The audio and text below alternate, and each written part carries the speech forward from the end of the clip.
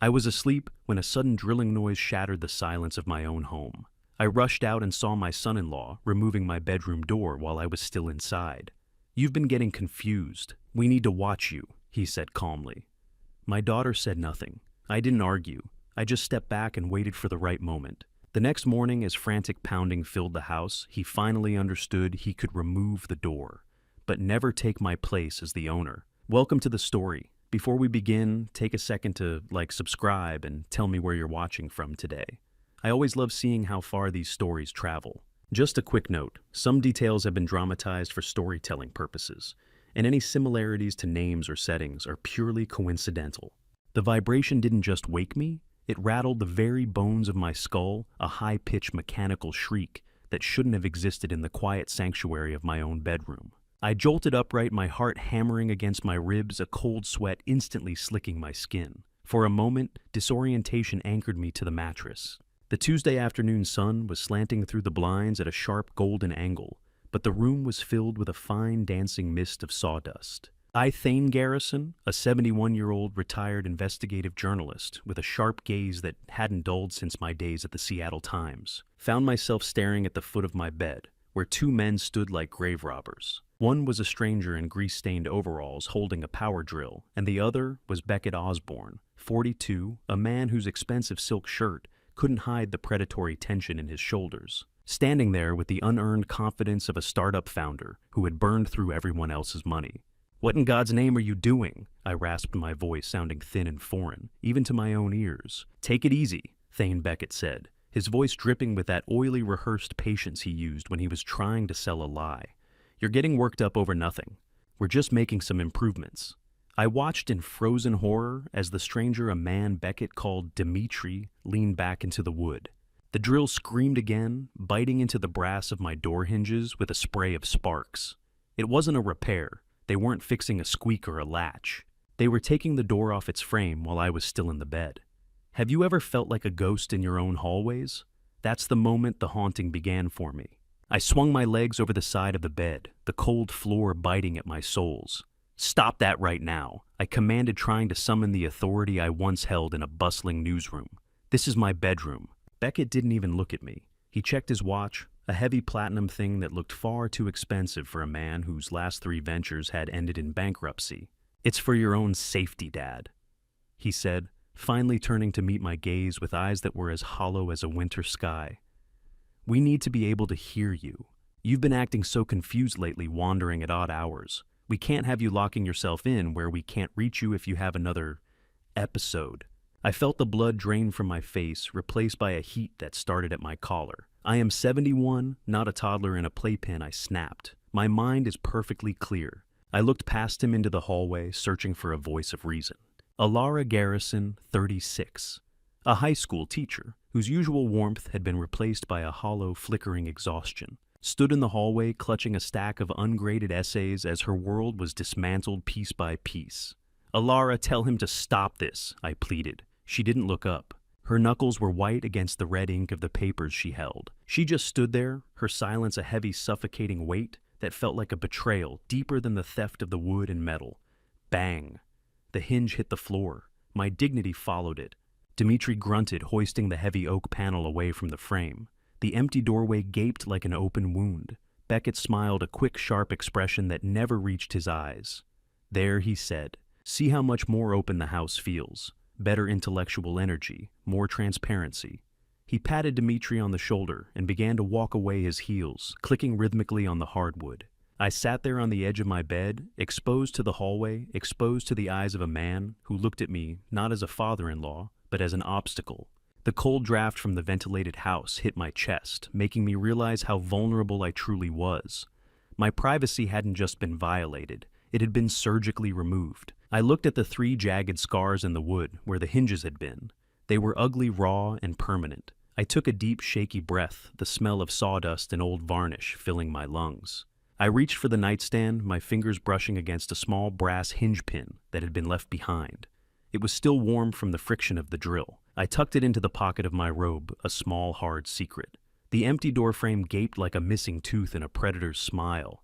I realized then that Beckett wasn't just worried about my safety. He was making sure there were no barriers left between him and whatever he was planning. He thought I was a senile old man who would just fade into the background, a relic of a bygone era of print and paper. But as I sat there, the bitter taste of adrenaline sharpening my senses, I felt the old investigative fire flicker to life in the base of my gut. I had spent 38 years digging through the trash of the powerful, uncovering the rot that lived behind closed doors. Now the door was gone, but the rot was still right here, breathing my air. I watched Beckett turn the corner at the end of the hall. He stopped for a split second, and I saw his hand move to his pocket. He didn't pull out a tool. He slipped a small, high-tech black device out of his palm and tucked it into the shadow of the molding near the ceiling, a lens or a sensor or a microphone. He didn't even check to see if I was looking. Why would he? In his mind, I was already gone. As Beckett turned the corner, he wasn't just walking away. He was carrying the last barrier between me and a man I suddenly realized I didn't know at all. The silence that followed the removal of the door was louder than the drill itself, a thick pressurized void that seemed to suck the very oxygen from my lungs. I sat on the edge of my bed for a long minute, watching the empty rectangle of the doorway, feeling the unnatural spill of hallway light across my carpet. I felt like an exhibit in a museum of my own, making a specimen kept under observation for the benefit of a management I never hired. Shaking off the lethargy of shock, I forced myself to stand. My legs felt heavy, but the journalist in me was already cataloging the scene, noting the precise way the wood had splintered around the hinges. I needed to move to find a space where the walls still had 4 sides and a lock. I retreated to the living room, sinking into my leather armchair. It was a relic from my days at the Times, the hide worn soft and smelling of old leather and furniture polish. I sat in the heavy silence, staring at the dust motes dancing in the afternoon light, trying to convince myself that the man who just dismantled my life wasn't a threat, but a savior I was simply too stubborn to recognize. My eyes drifted to the wastebasket near the end table. Peeking out from beneath a discarded circular was a scrap of notepad paper. I leaned over my joints, clicking in protest, and fished it out.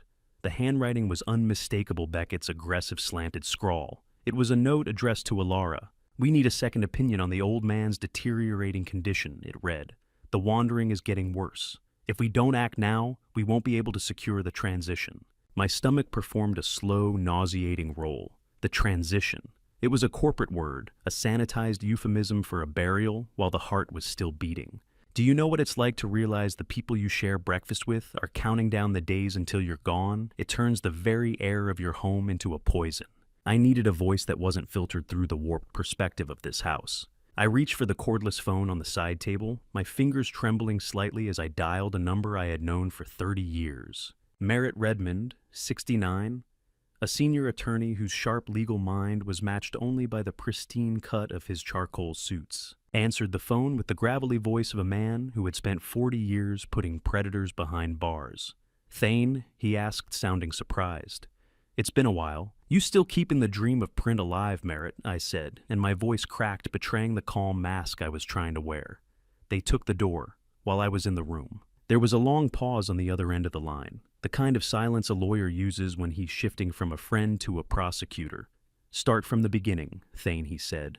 "Give me the facts. No editorials." I laid it out for him, the clinical precision of my old training taking over. I told him about the drill, the sawdust Beckett's oily justifications about my safety, and the silent hollow shell that my daughter had become. I told him about the device Beckett had hidden in the molding. As I spoke, I could almost hear Merritt scratching notes on a legal pad. Thane Merritt said, his voice dropping an octave. He didn't call them concerns. He called them evidence. Door removal isn't home improvement. It's a tactic of psychological isolation. It's meant to strip you of your personhood, to make you feel like a guest in your own home. It's a classic move in the playbook of elder exploitation. I felt a chill that had nothing to do with the draft in my bedroom. "Exploitation," I whispered. "My own son-in-law." "Listen to me," Merritt continued. "People like Beckett don't just want the house. They want the friction gone. They want the assets liquid and the owner quiet. You need to check your inventory, Thane, right now. Look at your accounts, your deeds, and especially the physical assets he might have offered to manage for you. Check the garage. The garage."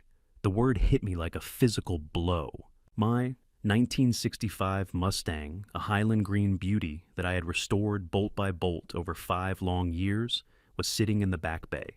Beckett had offered to take it in for a tune-up last month, claiming the carburetor was sticking. I had given him the keys, trusting the man who had promised to look after my daughter. I set the phone down without saying goodbye and walked toward the back of the house. The air grew cooler as I approached the garage door. I pulled the handle, the heavy wood sliding upward with a familiar metallic groan. The garage was vast and shadowy, smelling of oil and old concrete. But the space where the Mustang should have been was empty. Only a dark, iridescent oil stain remained on the floor, a jagged silhouette of where my pride and joy used to rest. The empty space in the garage felt like a tomb, and I was the only one who hadn't realized I was being buried. I felt a surge of panic, a hot, prickly heat that rushed to my face. I looked around the workbench, my eyes darting, until they landed on a clipboard hanging by the tool chest. Tucked into the back was a yellow slip of paper. I pulled it out, my vision blurring as I read the words. It was a bill of sale for the Mustang dated 2 weeks ago. The buyer was Pacific Auto Salvage, a junkyard. The price was $2,800, less than the cost of the paint job I'd lovingly applied 5 years ago. My Healing Green beauty. The car I had restored bolt by bolt as a tribute to the summers Linda and I spent driving the coast had been sold for scrap metal. He hadn't just stolen it, he had thrown it away like garbage. But it was the bottom of the page that stopped my heart. My signature was there, the loop of the G and the sharp cross of the T executed with terrifying precision. It was a perfect forgery, an artistic masterpiece of betrayal. I stared at the empty space where my car should have been, my fingers tracing the ink of a signature I never wrote. And I realized the monitoring wasn't about my safety. It was about making sure I didn't see the theft. The garage door creaked as it closed, shutting me in with the ghost of my life, and the sickening realization that my home was no longer a sanctuary, but a crime scene I had been too blind to notice. I stood in the heavy oil-scented gloom of the bay, where my Mustang should have been the forged bill of sale, crumpled in my fists like a spent shell casing.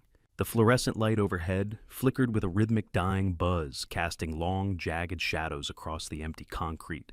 I needed to breathe to purge the metallic taste of adrenaline from my throat, but the silence of the house was closing in on me. I turned toward the large rolling trash bin, tucked against the far wall, intending to bury the evidence of the car's theft deep within the household waste where Beckett wouldn't think to look. But as I lifted the heavy plastic lid, a flash of light caught my eye, a sharp diamond-like glint reflecting the dying fluorescent tube. I pushed aside a bag of discarded junk mail and frozen dinner cartons, my fingers brushing against something cold and hard. I reached down and pulled out a heavy object, my breath hitching as I realized what it was. It was a picture frame, the mahogany wood I'd polished for years, now splintered and dull. Behind the web of cracked glass was the face of Linda Garrison, my wife of 33 years, who appeared in my mind as she had in that final photo, vibrant, laughing, and holding a world of kindness in eyes that I now held behind shattered glass. I pulled out a second frame, then a third, our wedding day, and Alara as a 6-year-old at the state fair. They had been tossed aside like garbage buried beneath the refuse of a week's living. As I wiped the grime from Linda's face, my thumb snagged on a jagged edge of glass, a sharp sting blooming into a drop of red. It was then I saw the truth. The glass hadn't just broken from the fall into the bin. Every single photo had been systematically vandalized. Linda's eyes, her smiling mouth, the very contours of her face had been deliberately scratched out with a sharp object, a nail or a key, before the frames were shattered. Glass. Jagged, sharp, and unforgiving. Just like my son-in-law's intent. He wasn't just clearing clutter, he was erasing the evidence of my heart. I dug deeper, my movements frantic now, ignoring the filth staining my sleeves. At the very bottom, tangled in the heavy plastic of a lawn bag, I found a splash of color. It was Linda's favorite blue silk scarf, the one she wore the day we brought Alara home, the one she insisted on having near her during those final quiet months in 2018. It was stained with something sour and crumpled into a tight ball. Holding that silk brought a sensory flood of hospice care, the smell of sterile sheets, the soft beep of monitors, and the weakened, paper-thin grip of her hand as she pulled me close for the last time. I heard footsteps behind me.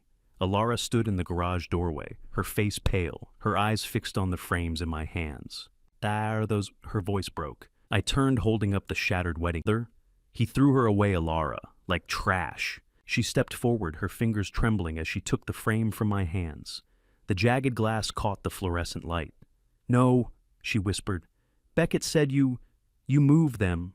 He said you were confused and hid them somewhere and forgot. I watched the realization crawl across her face like a shadow. I didn't move them, honey. I didn't forget. He erased them.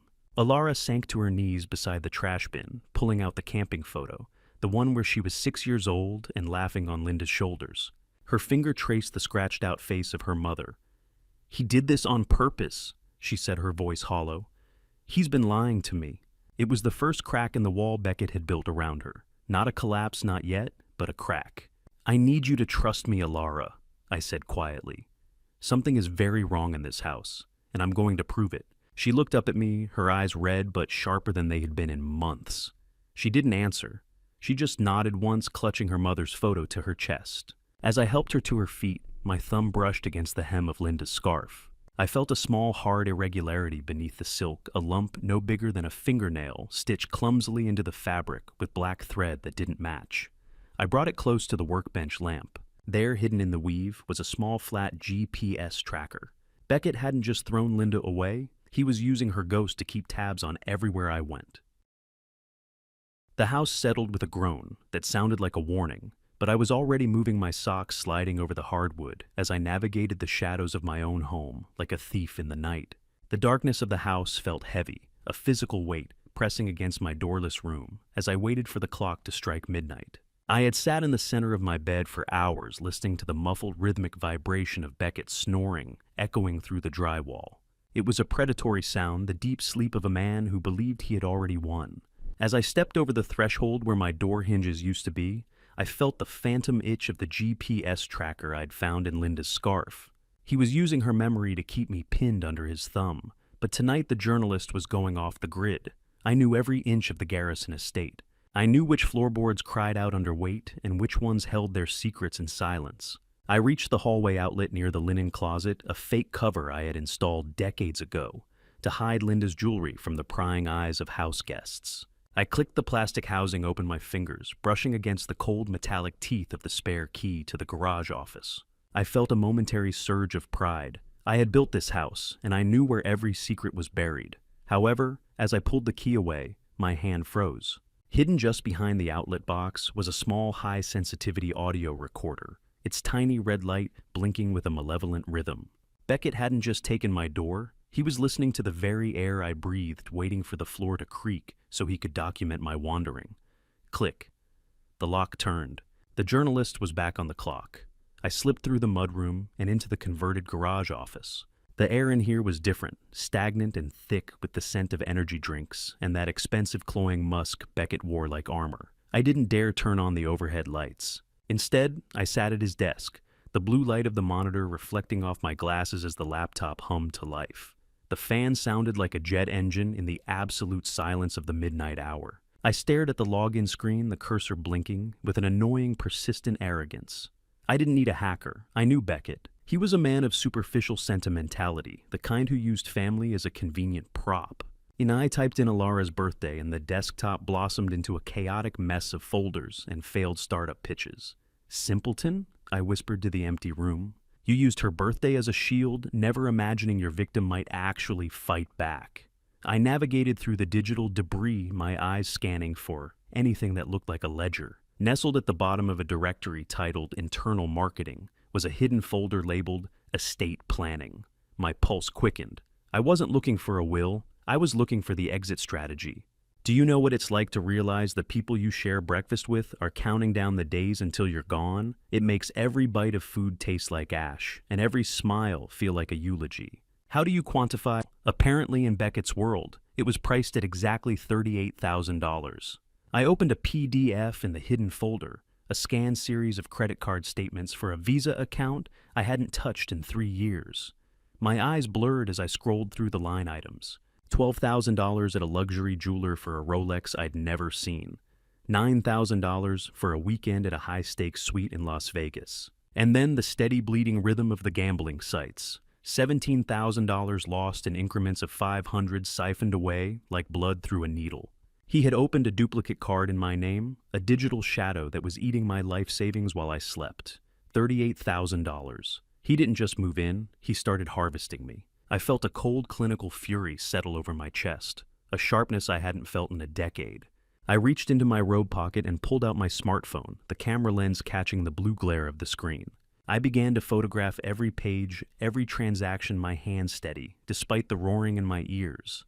I was building a case piece by piece, document by document. The screen glowed with the cold light of a digital autopsy, laying bare the rot Beckett had invited into my home. I was no longer just a father-in-law or a napping old man. I was the primary investigator of a high-stakes fraud, and the evidence was damning. But as I scrolled to the final page of the October statement, the air left my lungs. The gambling accounts weren't just tied to the duplicate card in my name. I saw a transfer of $5,000 to a site called King's Table, and the billing address wasn't mine. It was Alara's. He hadn't just siphoned my money, he had opened accounts in her name to spread the digital footprint to make her look like a co-conspirator if the walls ever closed in. He was using my daughter as a human shield for his own addiction.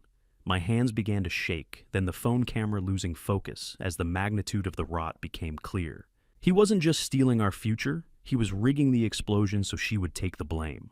As I prepared to snap the first photo of the gambling losses, I saw Alara's name on a transaction for $5,000, and the ground beneath my feet finally gave way. The blue light of the monitor felt like a surgical laser cutting through the layers of my fatherly denial until all that was left was the raw, bleeding truth of my daughter's involvement. The screen flickered as I opened the next subfolder, my stomach churning with the knowledge that Alara was either a victim or a co-conspirator. I sat in the unnatural stillness of the garage office, the dry electronic heat radiating from the laptop against my face. My hands, once steady enough to type out front-page exposés under the pressure of a midnight deadline, now felt like lead. I clicked into a directory labeled Golden Sunset Senior Living, and my blood turned to ice. It was an email thread between Beckett and an intake coordinator. Beckett wasn't just managing my life, he was drafting my institutionalization. He had been posing as my primary caregiver, weaving a narrative of a man who no longer existed. I read descriptions of my supposed wandering at night, fabricated stories of violent outbursts that had never happened, and clinical notes suggesting I was a danger to myself. The betrayal was calculated, a medical paper trail built over months to ensure that when the time came, no one would listen to my protests. Lies. Every line of text was a bullet aimed at my freedom. I searched deeper, finding a calendar invite for a notary visit set for this coming Thursday less than 48 hours away. The urgency of the situation hit me with the force of a physical blow, leaving the metallic taste of fear in the back of my throat. I moved my cursor to a file titled Liquidity Plan. It was a spreadsheet, cold and mathematical, reducing the Garrison estate to a series of variables. I watched as the market value of my home was weighed against the high occupancy costs of a memory care facility. Beckett had calculated the equity liquidation down to the cent, with $850,000 slated for a reinvestment account in his own name. He wasn't just a thief. He was a scavenger picking over the carcass of my life while I was still breathing. Net proceeds $850,000, the screen mocked. Estimated time to closure 60 days. I felt a strategic fury rise within me, replacing the initial shock. This man looked at the house I had built for Linda and saw nothing but a payday. How do you defend yourself against a crime that hasn't happened yet, but is already written in the past tense? The absolute silence of the garage was broken only by the rhythmic blinking of the hard drive light. A mechanical heartbeat that seemed to count down the seconds of my autonomy. I opened a PDF document that made my breath hitch. It was a durable power of attorney already filled out with my personal information and bank details. It was a total transfer of control waiting only for a signature that I knew Beckett intended to get by any means necessary. Beside it sat a draft email to a mobile notary service. He suggested a home visit for an elderly client with limited mobility, claiming I was too fragile to travel. I realized then that the hadn't been about monitoring my health. It was the final psychological blow to make me feel vulnerable, exposed, and ultimately compliant. He wanted me to feel like I had no walls left to hide behind. I am the sole owner, I whispered to the empty room, my voice a raspy promise in the dark. I am the only signature that matters. For now. But the clock was ticking, and the Thursday appointment loomed over me like a guillotine. Listen closely. When they take your door, they aren't looking in. They're making sure you can't look out. My eyes drifted to the bottom of the screen, where a minimized browser window revealed a draft email from Beckett to an unnamed business partner. My heart hammered against my ribs as I clicked it, The recipient was a generic address, but the content was a dagger to my soul. Alara is finally on board with the plan Beckett had written. She just needs a little more emotional pushing to see that the old man is better off in a facility. I'll have the papers signed by Friday, and we can move on the house equity immediately. I stared at the text until the words blurred into meaningless shapes. Was Alara truly a part of this? Or was Beckett simply lying to his partner to keep the deal moving? I remembered the way she had looked at me in the hallway, her eyes flickering with that hollow exhaustion. Had she really agreed to trade my freedom for a payout? Or was he gaslighting her just as much as he was gaslighting me? I felt a profound sense of isolation, a cold realization that the only person I could trust in this house was the man I saw in the mirror. I took a deep breath, forcing the clinical detachment of a journalist to the surface. I couldn't afford a breakdown. I needed evidence. I began to photograph the screen with my phone, the shutter click sounding like a gunshot in the quiet garage. I documented the emails, the spreadsheet, the power of attorney, and the calendar invite. Every image was a piece of armor I was building against the man who lived under my roof. My eyes locked onto the final line of the draft email, and the air left the room. The old man's exit is the only thing standing between us and the payday the text read. The word exit was vague, clinical, and utterly terrifying. It didn't sound like a move to a nursing home anymore. It sounded like a finality. I sat there in the dark, the screen glowing with the cold light of a digital autopsy, realizing that the man I had welcomed into my family was no longer just a thief. He was a predator, and I was the prey. The word exit hung in the air of the garage colder than the midnight draft, and I knew that if I didn't act within the next 48 hours, I might not have a future to fight for. The word exit didn't just hang in the stagnant air of the garage. It felt like a cold, wet blade pressed against my throat, a finality written by a man who had already buried me in his mind. I stared at the glowing laptop screen, my eyes burning from the blue light and the dry electronic heat radiating from the machine.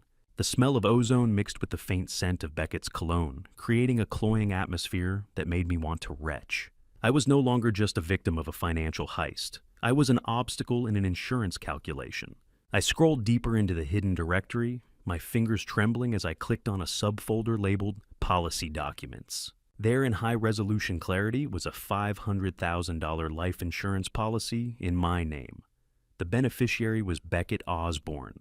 I looked at the signature on the bottom, the same perfect digital forgery of my own hand I had seen on the bill of sale for my Mustang. It had been executed 3 months ago, long before the door was taken, long before the first hint of my supposed dementia had been whispered into Alara's ear. He hadn't just been waiting for me to fail. He had been preparing for my end. I felt a wave of nausea roll over me, a physical response to the clinical cruelty of the man living under my roof. I navigated to a folder titled Evidence Logs and found a series of audio files. I clicked the first one and my own voice filled the quiet office tinny and distorted. I sounded confused, repetitive, and utterly lost. But then I heard a glitch, a slight skip in the background hum of the room. My mind, trained by decades of journalistic recording, recognized the edit immediately. Beckett had taken recordings of our casual phone calls and spliced them together. He had cut out my questions and rearranged my answers to make me sound senile. He literally rewrote my sanity, I whispered to the empty garage. I didn't say that. He cut the tape. My own voice. My own words. A digital Frankenstein designed to kill me. The realization left me physically ill, a cold knot of dread tightening in my stomach. How do you quantify the cost of a betrayal? Apparently it was priced at exactly $500,000 plus the equity in the house. Every time I had laughed at one of his jokes or thanked him for a cup of coffee, he had likely been recording me waiting for a slip-up he could exploit or a sentence he could butcher. My investigative instincts, now sharp and predatory, drove me toward the browser history. I needed to know the how, not just the why. I scrolled through a list of encrypted sites and dark web forums.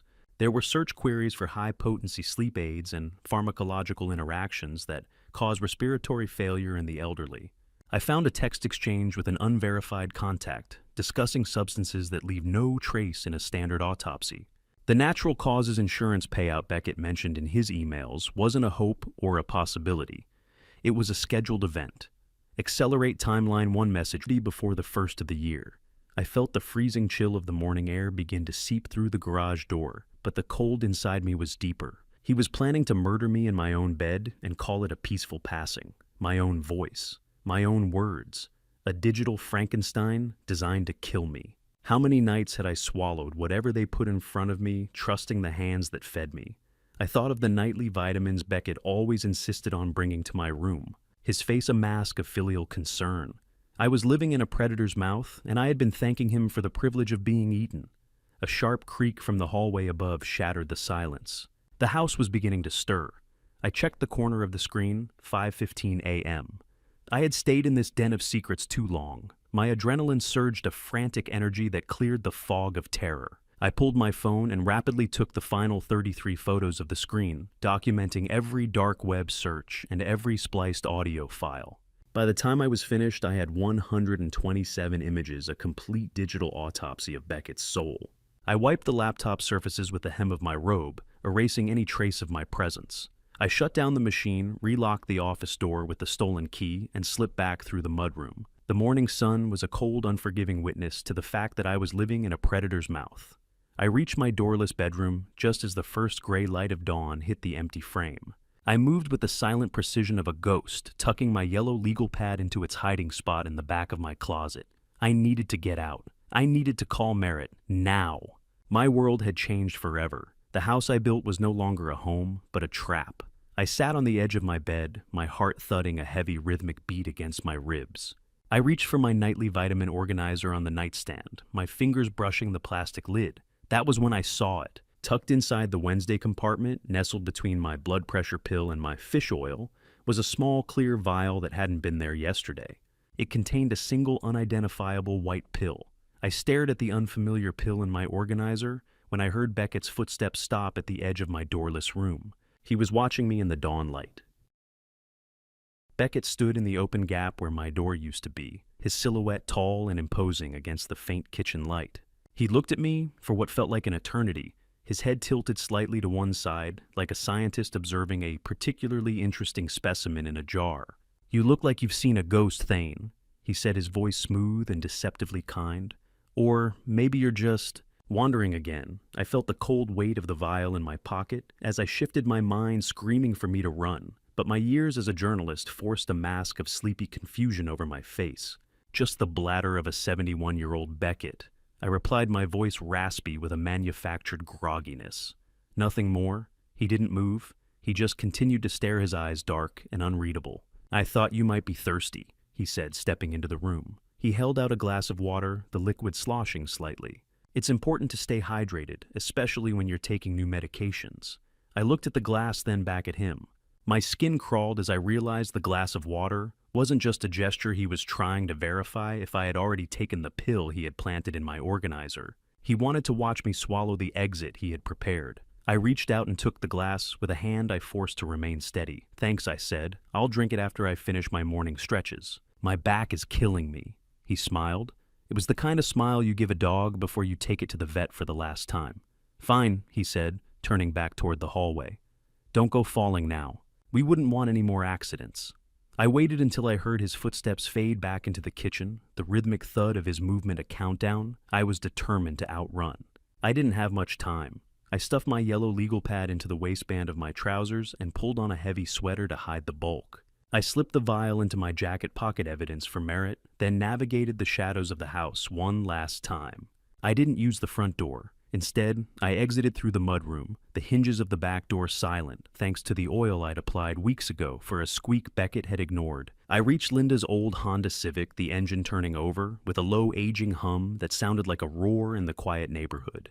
I drove away with one eye on the rearview mirror, convinced that any set of headlights behind me belonged to Beckett, or that black SUV that had been idling at the corner. My breath came in short, jagged gasps as I pushed the car toward the main road, the streetlights flickering past like cold, indifferent eyes. How can a place with bottomless coffee feel like the safest bunker on earth? I pulled into the parking lot of a Denny's 3 miles away, the neon sign buzzing with a rhythmic electric hum.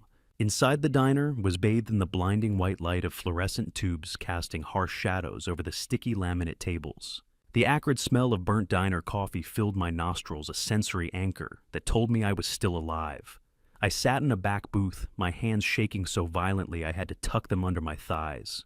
I reached for my phone, my old friend and legal expert, who had warned me about the red flags of exploitation. "Merritt, "I'm at the diner," I said, as soon as he picked up. "Bring the files. All of them." 30 minutes later, Merritt slid into the booth across from me. He looked older in the morning light, his face etched with a grim professional intensity. I laid it out for him, the 127 photos on my phone, the forged life insurance policy, the spliced audio files, and finally the clear vial I pulled from my shoe. I watched his face turn ashen as he scrolled through the emails about respiratory failure and insurance payouts. "This isn't just greed anymore," Thane Merritt whispered, his voice trembling with a rare flash of anger. "This is a predatory homicide in the making." He leaned in closer, his eyes hard and focused. "You've uncovered an interstate conspiracy. The business partner mentioned in Beckett's emails, the one he's been reporting your deterioration to, is a known associate of a predatory lending ring currently under FBI surveillance." "I don't want a lawsuit, Merritt," I said, my voice cold with a strategic fury. "I want him in a cell." Merritt nodded slowly. "Believe me, when a federal prosecutor tells you to stop breathing until the FBI arrives, you listen. This has transcended a civil property dispute. By using your forged signature to secure federal insurance and using digital communication to plan this exit, he's stepped into the path of a RICO investigation. We aren't just calling the police, Thane, we're calling the Bureau." I leaned back against the vinyl seat, the sticky residue of the table catching on my sleeves. The diner's fluorescent lights felt like an interrogation lamp, laying bare the truth I had been too terrified to admit. I had invited a monster into my home, and he had been systematically dismantling my life to build a coffin. Merritt closed the folder, his eyes hard as flint, and whispered the one word that changed the rules of the game, Diamond Pacific. The drive back to the house felt like returning to a cage I had built with my own hands, every turn of the steering wheel, a reluctant step back into the predator's den. Merritt's final word. Diamond Pacific echoed in my mind like a funeral bell. It wasn't just a name. It was the name of the shadow that had been growing in my home while I slept. I pulled the Honda into the driveway, the gravel crunching under the tires with a sound that felt far too loud for 8 o'clock in the morning. I sat for a moment gripping the steering wheel until my knuckles turned white, practicing the mask I had to wear. I needed to look like the broken, confused version of myself that Beckett had so carefully curated. I needed to be the prey. I adjusted the rearview mirror and stared at my own reflection, smoothing out the sharp, investigative lines around my eyes until only a hollow, watery gaze remained. I walked through the front door, the absence of my bedroom door upstairs, still a screaming indignity I had to ignore. The house smelled of greasy bacon and strong coffee, a sensory assault that felt designed to mimic a comfort Beckett didn't possess. I walked into the kitchen and found him standing by the stove, humming a low, tuneless melody as he flipped eggs with theatrical precision. "You're up early," Thane Beckett said, without turning around, memory serving you well enough to find the driveway. His voice was light, but there was a serrated edge to it, a test disguised as a greeting. I let my shoulders slump and allowed a slight tremor to enter my voice. "Just went for a drive to see the autumn leaves, Beckett. They seem brighter than yesterday." I moved to the table, my movements intentionally sluggish. I noticed his wrist as he reached for a plate. My heart nearly stopped. There, glinting under the harsh kitchen lights, was Linda's vintage watch. It was a delicate gold piece I had locked away in our safe deposit box years ago. He was wearing it openly, a trophy of his dominance over my history, bacon and betrayal, a traditional American breakfast. Beckett placed a plate in front of me, the ceramic clattering against the table. I watched the grease pool around the eggs, feeling a cold sweat prickling my neck. "Alara was worried when she didn't hear your door creak this morning," he said, sliding into the chair opposite me. "She thinks you're getting more restless." I looked down at my plate, avoiding his predatory eyes. "I think I just forgot to close it," I muttered, leaning into the roll. "Or maybe it's not there anymore. Everything feels a bit open." I looked up then, giving him a vacant, searching look. "Did I take it down, Beckett? I can't quite remember the screwdriver." He let out a short, sharp laugh that sounded like a bark. "No, Thane. We took it down. For your safety, remember, you're lucky I'm here to keep track of these things for you." I forced myself to take a bite of the bacon, though it felt like chewing on ash. I watched his hands as he ate the same hands that had forged my signature on the Mustang sale and typed out a plan for my exit. How do you keep your hands from shaking when you're looking at the man who is actively scheduling your funeral? I focused on the ticking of the kitchen clock. Every second a heartbeat closer to the checkmate Merritt had promised. I needed to stay in this character for 48 more hours. I needed to be the bait, The silence that followed was heavy, broken only by the scraping of a fork against a ceramic plate. It was a psychological war zone, and the front line was my own kitchen table. "You know," Thane Beckett said, wiping his mouth with a napkin and leaning forward, his eyes searching mine for a flicker of the journalist he thought he'd killed. "I've arranged for a specialist to come by tomorrow, just to help you with your spatial awareness. You've been bumping into things, losing your way." I nodded slowly, a dull, compliant bob of the head. "That sounds helpful. A specialist." I knew exactly what kind of specialist he was bringing. It wouldn't be a doctor, it would be a notary with a high-stakes document and a pen. He was moving the timeline forward. He was hungry for the $850,000 of equity hidden in the walls of the house I had paid for with 30 years of honest work. I was a piece of meat on a hook, and the shark was circling with a silver fork in his hand. I looked at the gold watch on his wrist again, the sun catching the face. Linda had worn that on our wedding day. The sight of it fueled a cold internal resolve that burned hotter than the anger. I would let him think I was drowning. I would let him believe the dementia was a rising tide that had finally claimed my mind. "Eat up, Dad," Beckett said, his voice dropping to a low, chilling whisper. "You need your strength for what's coming next." He stood up, towering over me, his shadow falling across my plate like a shroud. I didn't look up until I heard his footsteps leave the room. I sat there in the silence, the greasy aftertaste of the breakfast coating my tongue, and stared at the empty doorway. The countdown had officially moved from days to hours, and the silence of the house was now a battlefield. I reached out and touched the wood of the table, the solid, real grain of it. I was still here. I was still Thane Garrison. And tomorrow, I was going to show Beckett Osborne exactly what happens when you try to bury a man who knows how to dig. Beckett leaned back across the table as he returned to clear the plates, his eyes searching mine one last time, and whispered, "Sleep well tonight, Thane. Tomorrow is going to be a very big day for your future." I stood behind the curtain of my second-floor window, watching Beckett's taillights vanish around the corner before I finally let out the breath I'd been holding for 18 hours. The countdown had officially moved from days to hours, and the silence of the house was now a battlefield. I watched the clock. 10 minutes. That was the window Merritt had promised. True to his word, a nondescript gray van pulled into the driveway with the quiet precision of a hearse.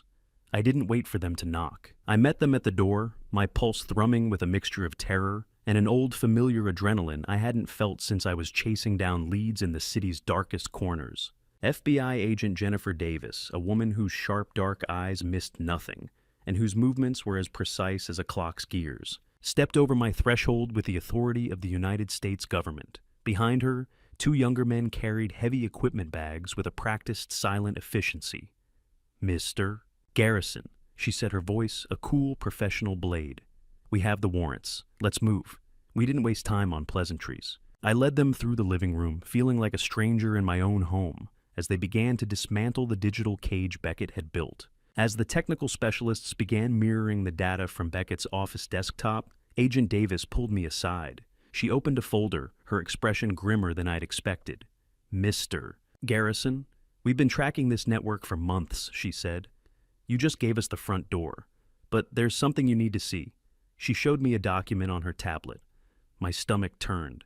Beckett hadn't just been stealing my savings. He had been using my social security number to apply for a second mortgage on the Garrison estate. The application was in the final stages of approval. He was planning to take the house out from under me before I even reached the memory care facility. I looked at the screen, my vision blurring with a cold, strategic fury. "I want my life back, Agent Davis," I whispered. "Every piece of it." Click. The first lock turned. The house was mine again. By 1 o'clock, the team from Safeguard Security arrived on Davis's signal. The air was filled with the whine of the security drill and the sharp, clean smell of fresh oak and sawdust. I watched them work, a strange sense of empowerment rising in my chest. They were replacing every external deadbolt with high-security locks that Beckett's keys would never touch. The most significant change happened at the top of the stairs. They installed a heavy solid oak door in my bedroom, set into a reinforced steel frame. It was a massive, immovable object, a physical manifestation of the boundary Beckett had tried to erase. "This door isn't just wood, sir," the locksmith said, wiping sweat from his brow. "It's a statement." I ran my hand over the grain, feeling the solid weight of it. "Good," I replied. "I'm tired of whispers in the hallway. Have you ever felt the weight of a key and realized it was actually the weight of your freedom? I felt that weight 10 times over as the locksmith handed me a heavy brass ring. But the work wasn't done. The FBI specialists were busy in the shadows. They mounted 5 high-definition hidden cameras in strategic locations: the garage, the kitchen, and the main hallway. They showed me the encrypted feed on a secure tablet, the cool, slick glass feeling like a weapon in my hand.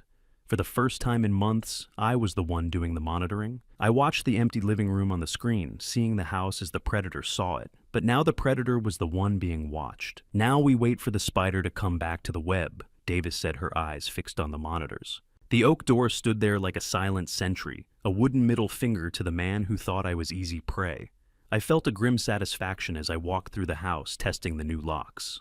The static hiss of the gray van's engine cooling in the driveway was the only sound in the afternoon air. I was no longer a victim waiting for an exit. I was a man with a fortress. As the locksmith was packing up his tools, he reached into his bag and pulled out a small cardboard box. Mr. Garrison. I cut extra sets like the agent requested, he said. I looked inside. There were 20 identical sets of keys, a heap of cold brass that jingled like a broken melody. I realized then that the locksmith didn't just give me keys. He gave me 20 sets, which I planned to distribute to Merritt and the authorities to make it legally impossible for Beckett to claim he was accidentally locked out, or that I was too confused to manage my own access. It was a redundant, overwhelming layer of protection. I gripped the heavy ring of 20 keys, their cold brass biting into my palm, feeling the sharp edges through my skin. It was the physical proof that I was taking the keys to my life back. Agent Davis didn't leave immediately. Instead, she set up a secure laptop on my dining room table, the screen glowing with a complex web of names, photos, and connecting lines that looked like a spider's web drawn by a madman. "Thane, sit down," she said, her voice heavy. "I need you to see what you've uncovered." I sat, my eyes tracing the digital map. At the center was Beckett's face, but radiating outward were dozens of connections, lines of money communication, and conspiracy. Davis pointed to the first node. "Your bank manager, Daniel Marsh. We've been tracking him for 8 months. He's the inside contact." She moved her finger. "Sterling Vance Beckett's biological uncle. He runs the entire Pacific Northwest network for Diamond Pacific. Money laundering, elder extortion, suspected human trafficking. Beckett learned everything from him." My eyes followed the lines connecting to lawyers, notaries, motel owners, even a doctor signing fake dementia diagnoses. "This isn't just a con man," Thane Davis said. "This is a machine. It's been running for over a decade across 5 states. You just handed us the keys to the entire operation." She zoomed to the final layer, 3 shadowed names: the architect, the banker, the cleaner. "These are the bosses," she said. "We've never been able to touch them. But with your evidence, the Pattersons' testimony, and your financial trail, we finally have enough for federal RICO indictments. We're taking down the whole pyramid." I stared at the screen, at the web that had nearly consumed my family. I wasn't just a victim who fought back. I was the thread that unraveled an empire. "When do we move?" I asked. "We already have," Davis replied grimly. "Warrants executed this morning, Vance arrested in Bellevue, Marsh in custody, the 3 bosses' assets frozen, federal warrants issued. By trial time, Beckett won't just face elder abuse. He'll be a witness in the largest RICO case the Pacific Northwest has seen in 20 years. She closed the laptop, the web disappearing. "You did this, Thane. You and your yellow legal pad. You didn't just save yourself. You saved hundreds of families who would have been next." She stood to leave. "Stay in your room tonight. If he becomes aggressive, we're 2 blocks away. But honestly, I don't think he has any fight left." As the gray van pulled away, I sat in the silence of my fortress, realizing Beckett hadn't just underestimated me. He had underestimated the power of a man who refuses to be erased. I walked upstairs, the smell of fresh oak following me. I reached the new bedroom door and pulled it shut. The click of the deadbolt was the most beautiful sound I had heard in a year. I sat on the edge of my bed, the secure tablet on my knees, watching the driveway feed. The doorbell camera pinged. A familiar black car was pulling into the driveway, the engine idling with a low, predatory rumble. It was Beckett home, 3 hours early. The crunch of tires on the gravel jolted me. On the tablet, Beckett's sedan idled in the driveway. I didn't have time for a slow retreat. I scrambled to hide the FBI-issued tablet beneath my mattress, my movements frantic and fueled by a panic-tinged urgency. I swept my eyes across the living room, spotting a stray screwdriver the locksmith had left behind. I snatched it up and ducked into my hallway, retreating toward my bedroom just as the front door handle began to rattle. "Think Thane," I hissed to myself. "Hide the wire, move the tools." I heard the lock cycle, or try to. The heavy mechanical thud of the new deadbolt held firm against Beckett's old key. "Who was here?" Thane Beckett's voice drifted through the wood, muffled but sharp, with a suspicion that made my skin crawl. "The driveway smells like exhaust." He was inside the house now, likely having entered through the garage door he still thought he controlled. He was inside. The fox had returned to a coop that had suddenly turned into a cage. I slammed my bedroom door shut and threw the bolt, the heavy oak shuddering in its steel-reinforced frame. I was safe for the moment behind the solid barrier Beckett himself had provided the excuse for. I turned toward the large corkboard I had mounted on the far wall earlier that afternoon. It was time to finalize the architecture of my war room. For 38 years I had mapped out the corruption of city officials and the greed of corporate giants, but this was the first time the subject lived under my roof. I began the ritual of organization with a clinical focus that pushed the fear into a small, dark corner of my mind. I pinned the 127 photos I had taken in the garage office, grouping them by the color of the folders I had bought at the pharmacy.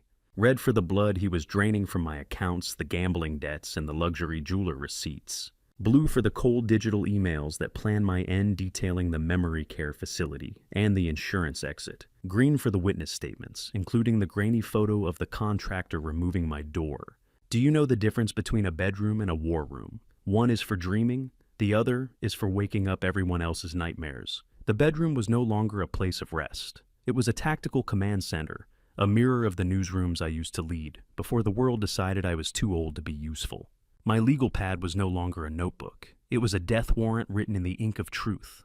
I stepped back, looking at the jagged red lines I had drawn to connect the banks to the dark web searches. It was a masterpiece of investigative journalism, and the target was currently pacing the hallway outside my door. I reached down and pulled up a loose floorboard near the radiator, not to hide my notes, but to check a spot the FBI techs had pointed out. My fingers brushed something cold and plastic. I pulled out a small, high-frequency jammer Beckett had hidden there, a device intended to cut off my phone signal during the upcoming accident he had scheduled. He had thought of everything except for the possibility that the prey could. I sat on the edge of my bed and reopened the FBI tablet, tapping into the kitchen feed. I watched the screen as Beckett stood by the trash bin, his face twisted into a snarl. He wasn't preparing dinner. He was methodically searching through the bags, his hands tearing through coffee grounds and food scraps. He was looking for the very frames I had rescued, the photos of Linda he thought he had erased. The sight of his desperation gave me a grim satisfaction. Let him search. Let him realize the ghosts are no longer where he put them. I looked at the timeline on my wall, spanning from April to this very moment, and realized the investigation phase was over. I was now a fortress waiting for the predators to realize they'd been locked out of the power they thought they possessed. The oak door stood there like a silent sentry, a wooden middle finger to the man who thought I was easy prey. I felt a strange sense of empowerment, a reclamation of my own skin that I hadn't felt since Linda died. I was no longer a ghost in my own hallways. I was the architect of the endgame. The countdown had hit 0, and the silence of the Garrison estate was about to be shattered. I watched the tablet screen as Beckett's face contorted with rage. He reached for the drawer where I usually kept my spare house keys, the ones I had replaced just hours ago. He grabbed a set and marched toward the back door, his gait aggressive and entitled. I watched him try the key, his shoulder tensing as it refused to turn. He tried another, then another, his movements becoming more violent with each failure. He didn't know about the 20 sets of brass keys sitting in my nightstand. He didn't know about Agent Davis waiting 2 blocks away. He only knew that, for the first time in 18 months, the house wasn't answering to him. I watched the tablet screen as Beckett's face twisted into a snarl, his hand reaching for the drawer where I usually kept my spare house keys that would no longer work. The war was no longer in the shadows. It was on my porch, and I was the one holding the door. I watched the digital ghost of my son-in-law through the tablet screen, his face contorting into a mask of pure, unadulterated rage as the key that used to own my house became nothing more than a useless piece of brass in his hand. The countdown had hit 0, and the silence of the Garrison estate was about to be shattered. I sat in my armchair behind the heavy new oak door, watching the feed as Beckett Osborne tried the lock for the 3rd time. Each failed turn of his wrist seemed to pump more heat into his face until his skin was a mottled, angry purple. He dropped the spare keys, the jingle-sounding tinny, through the tablet's small speakers and began to pound on the wood. "Open the door, Thane," he roared, his voice cracking with a desperation he couldn't hide. "I know you're in there playing games." I didn't answer. I just watched a strange, detached calm settling over me. Through the secondary camera over the driveway, I saw Alara's car pull in behind his. She stepped out, her face a picture of confusion, as she took in the sight of her husband assaulting our front door. "Beckett, what's happening?" Why can't we get in? Her voice drifted through the evening air, thin and frightened. I realized then that the high-frequency jammer Beckett had hidden under my floorboards, the one he thought would silence my calls for help, had been in my possession for hours. Not only had I neutralized it, but the technical team had found it contained its own internal storage. It hadn't just jammed signals. It had been recording Beckett's own whispered threats while he was checking the floorboards, a digital confession of his intent to see me exited. If you think the sound of a key failing is quiet, you've never heard it through the ears of a man who finally has his power back. It was the sound of 18 months of gaslighting coming to a screeching halt. I stood up, the joints in my knees popping, and made my way down the stairs. I didn't rush. I had all the time in the world now. I reached the front door and gripped the heavy, cold handle of the security chain. I opened the door just 3 inches, enough for the chain to pull taut with a sharp metallic scrape. The smell of the cold, damp evening air rushed in, mixing with the scent of the wood. 5 blue Samsonite suitcases were already lined up on the porch, 5 monuments to 18 months of lies. I had spent the afternoon packing them myself, moving with a clinical, journalistic efficiency. "Your things are packed, Beckett," I said, my voice steady and low. "You're no longer a resident of this house?" Beckett lunged at the gap in the door, his eyes wide and bloodshot. "You've lost your mind, old man," he screamed, spittle hitting the porch. "Alara, tell him he's having another episode. Look at him. He's locked us out of our own home." Alara stood on the top step, her eyes darting between us. "Dad, please just open the door. We can talk about this." I looked past the man who had tried to erase me and focused on my daughter. "I know about the $52,000, Alara," I said. "I know about the Rolex, the Vegas trips, and the gambling sites. I know he opened accounts in your name to hide the trail." The silence that followed was heavy, broken only by the sound of Beckett's ragged breathing. He looked at me, and for a second the rage was replaced by a flickering animalistic fear. 5 blue suitcases, 5 monuments to 18 months of lies. He knew the game was up. I turned my head slightly toward the living room. "It's time, Agent Davis." Jennifer Davis stepped out from the shadows of the foyer, her badge glinting like a star in the strobe-like flicker of the porch light. "Step back, Mr. Osborne," she commanded, her voice a cold, professional strike. "This is a federal matter now." She held out a sheaf of papers, the emergency protection order I had spent the morning securing with Merritt's help. Beckett froze, his hands trembling at his sides. "You have 10 minutes to clear your remaining personal items under federal supervision," Davis continued. "Anything left behind will be considered abandoned property. After that, if you set foot on this hill, you will be arrested." Alara made a small, choking sound. "Dad, 52,000? Is he serious?" She walked toward Beckett, her hand reaching out as if to steady herself. In his fury, Beckett shoved past her to grab one of the suitcases, and a small bank envelope fell from his inner jacket pocket. It fluttered to the damp porch like a dying bird. Alara reached down and picked it up before he could react. The law isn't just words on paper. Tonight it was a steel wall between me and the wolf I'd let sleep at the foot of my bed. I watched the crinkle of the bank envelope in Alara's grip as she pulled out the slip of paper inside. Her face went from pale to a ghostly, translucent white. It was a receipt for a massive withdrawal from her own personal savings account, an account she used for her school supplies and the emergency fund she'd been building for years. It was a sum she had never authorized, signed with a flourish that looked exactly like her own hand. Alara's scream wasn't directed at me this time. She stared at the bank slip in her trembling hands, then looked at Beckett as if seeing a monster for the first time. The man she had defended, the man she had allowed to dismantle our family, had been harvesting her just as greedily as he had been harvesting me. Beckett didn't even try to deny it. He just snatched the suitcase and spat on the porch, his eyes full of a venomous, dying light. "You're both pathetic," he hissed before Davis's hand landed heavily on his shoulder, guiding him toward the stairs. I stood behind the safety of the chain, watching the man who had tried to steal my soul being escorted into the darkness, leaving my daughter shattered on the lawn. At 11:47 p.m. on November 8th, Attorney Merritt's text made my stomach drop. Beckett posted bail. $15,000 cash. Source unknown. He's out. I sat in my fortified bedroom, watching the security tablet like a sentry. Alara slept in the guest room, exhausted from watching her husband dragged away in handcuffs. I didn't tell her he was free. I couldn't bear to see the terror return to her eyes. At 1:58 a.m., the infrared camera flared to life. A black sedan.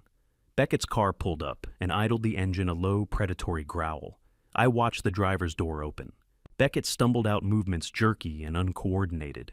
Even through the grainy night vision feed, I could see the bottle in his hand, whiskey half empty, catching the streetlight. He stood there swaying, staring at the house he used to control.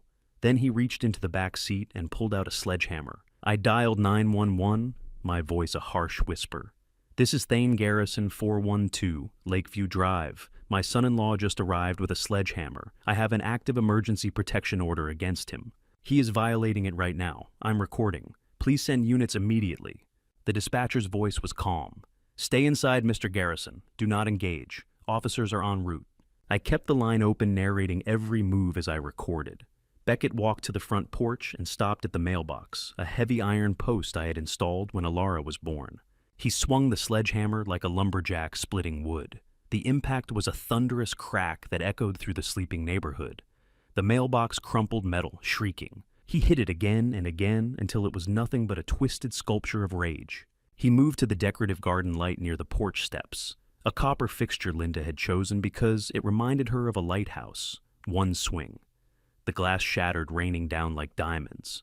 The copper bent and broke the bulb, exploding in a soft pop. I watched through the cold window glass as Beckett turned toward the front door. My new front door, the solid oak barrier with the reinforced steel frame. He raised the sledgehammer and brought it down on the lock with savage, drunken fury. The hammer bounced off the steel-reinforced deadbolt with a metallic clang. He tried again. And again. The lock didn't budge. The door didn't even dent. The fortress I had built was holding. But he wasn't done. Beckett stumbled toward the garage, the sledgehammer dragging behind him. He stopped at the white roll-up door and pulled out a can of spray paint black industrial. He shook it, the metallic rattle sounding like a snake's warning, and began to write. I zoomed in with my phone camera, capturing every letter. "Senile old bastard."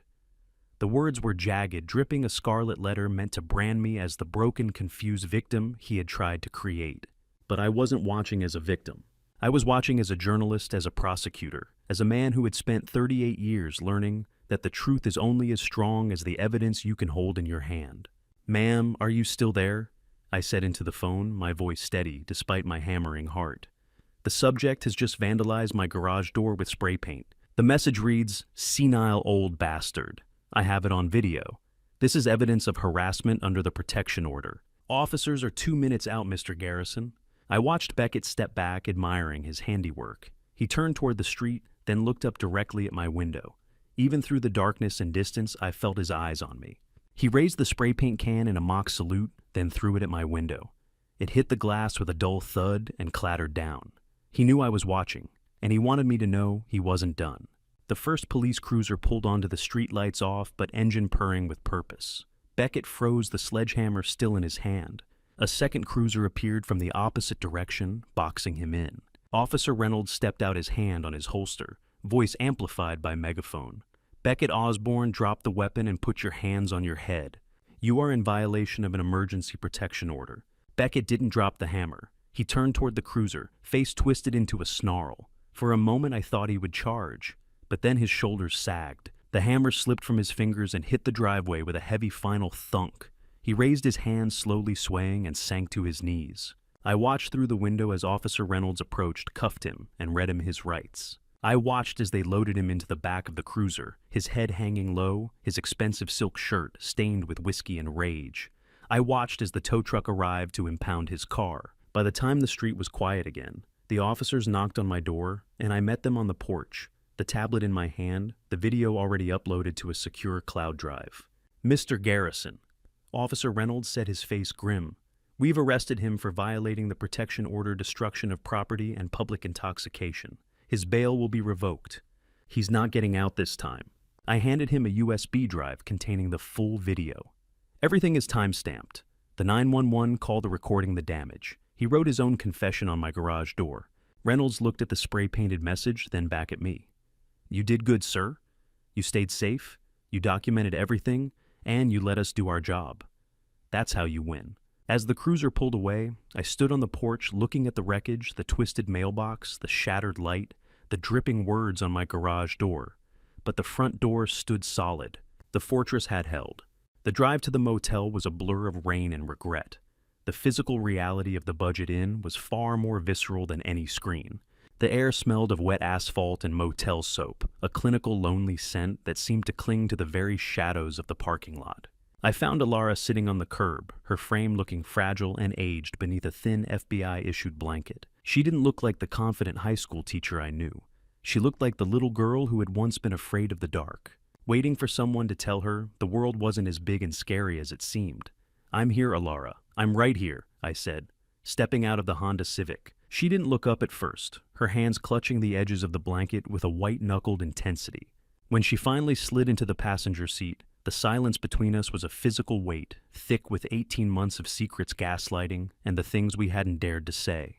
He was going to kill you, wasn't he? She whispered, her voice barely audible over the rhythmic slap of the wipers.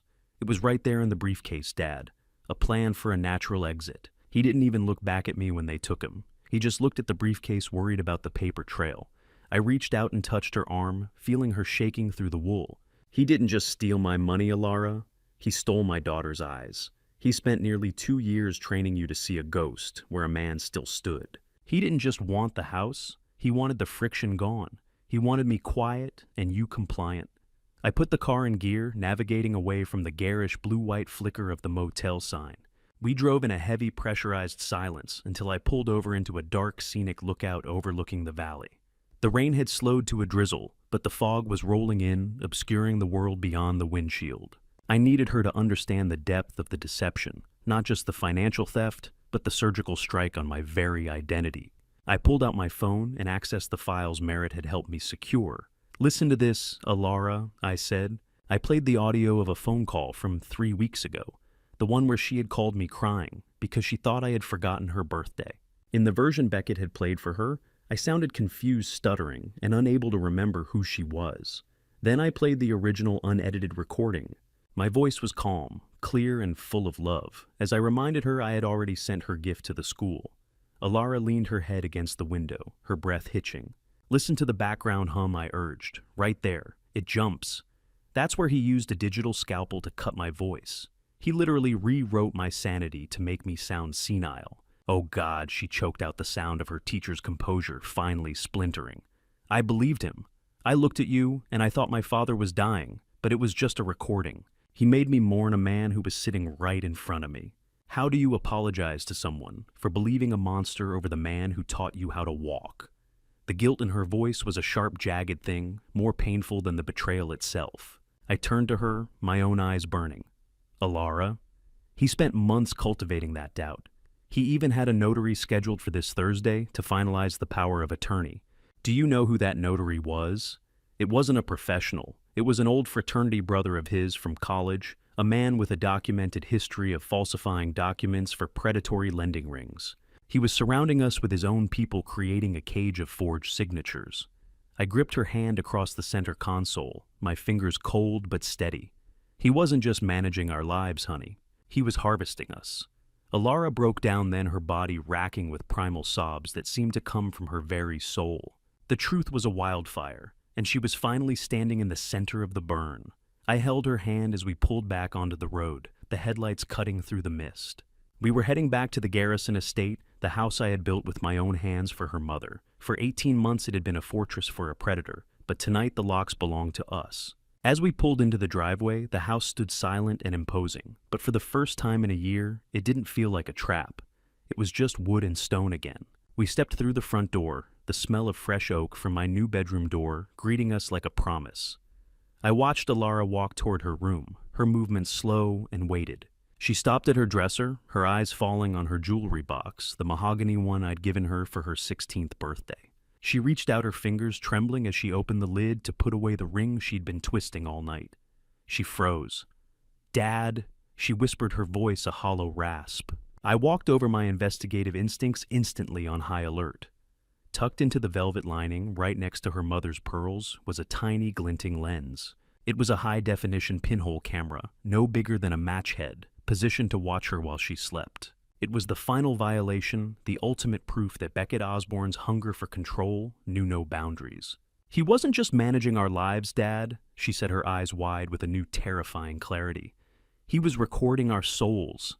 I pulled her into a hug, my gaze fixed on the blinking red light. We were safe from him now, but the realization that the haunting had been so intimate made the very air of the room feel cold. We were standing in the wreckage of our trust, realizing the man we had loved was a ghost we had never really known. The first night of safety was anything but peaceful, a hollow victory that felt like standing in the eye of a hurricane, waiting for the wind to change and finish what the man I once called family had started. Alara and I sat in the kitchen, the air thick with the hum of the refrigerator and the unnatural silence of a house that had been violated. We were unified now, but we were haunted. Alara stared at the tiny lens blinking in the velvet lining of her jewelry box, her voice a hollow rasp, when she had told me he wasn't just managing our lives, but recording our souls. I watched her hands tremble as she gripped a mug of tea, the knuckles white and sharp. The high-tech security cameras I'd had installed and the solid oak door to my room were supposed to be our shield, but they felt like monuments to our shared trauma. We attempted a normal dinner, but the conversation was still to the ghost of the family meals we used to have before Beckett Osborne slithered into our lives. "Do you think he's watching us right now?" Dad, Alara asked, her eyes darting to the shadows in the corner. "Even from a cell, I feel like he's in the room." I reached across the table, covering her hand with mine. "He's powerless now, Alara. These walls belong to us again." But even as I said it, I felt the weight of the discovery I'd made while scrubbed through his digital footprints. I had found more than just spliced audio. I discovered that Beckett had been live streaming my supposed confusion episodes to a private server, building a social media case for my incompetence in real time. He hadn't just been recording me, he'd been broadcasting my private shame to a paying audience of vultures. Click, another camera found. Another piece of my privacy in his pocket. Every time I thought we had reached the bottom of his depravity, the floor gave way again. I realized that while the man was physically in custody, the psychological walls he'd built around my daughter were still crumbling, leaving her raw and hyper-vigilant. The next afternoon, the phone rang, shattering the fragile quiet of the house. I saw Merritt Redmond's name on the caller ID and felt a cold prickle of dread. "Thane, he's out," Merritt said, his voice flat and weary. "Someone covered the 15 grand in cash for his bail. He's back on the streets." I felt the breath leave my lungs. The speed of the legal system felt like a betrayal. I had a permanent protective order, but I knew now that was just a piece of paper against a desperate man with nothing left to lose. Alara was standing by the stove, and the look on her face when I told her was pure, unadulterated terror. "He's coming back for me," she whispered, her eyes wide. "I know him, Dad. He won't let me go." She immediately began to spiral, her newfound sense of security evaporating instantly. She ran to her room and began packing a bag, her movements frantic and disjointed. I tried to follow her to talk her down, but she was beyond logic. How much is a human life worth in the shadow of a $15,000 bail check? Apparently it's a bargain. She kept muttering about a motel she knew, a place she thought he'd never look, while the foundations of my home turned to sand once again. I begged her to stay, to trust the new locks and the FBI's promise of surveillance, but she was convinced the Garrison estate was just a cage waiting for the predator to return. As I followed her toward the front door, pleading for her to stop, and think my own phone began to vibrate in my pocket. It was an unknown number, a string of digits that didn't belong to anyone in my world. I answered it, expecting a solicitor, or perhaps another update from the precinct.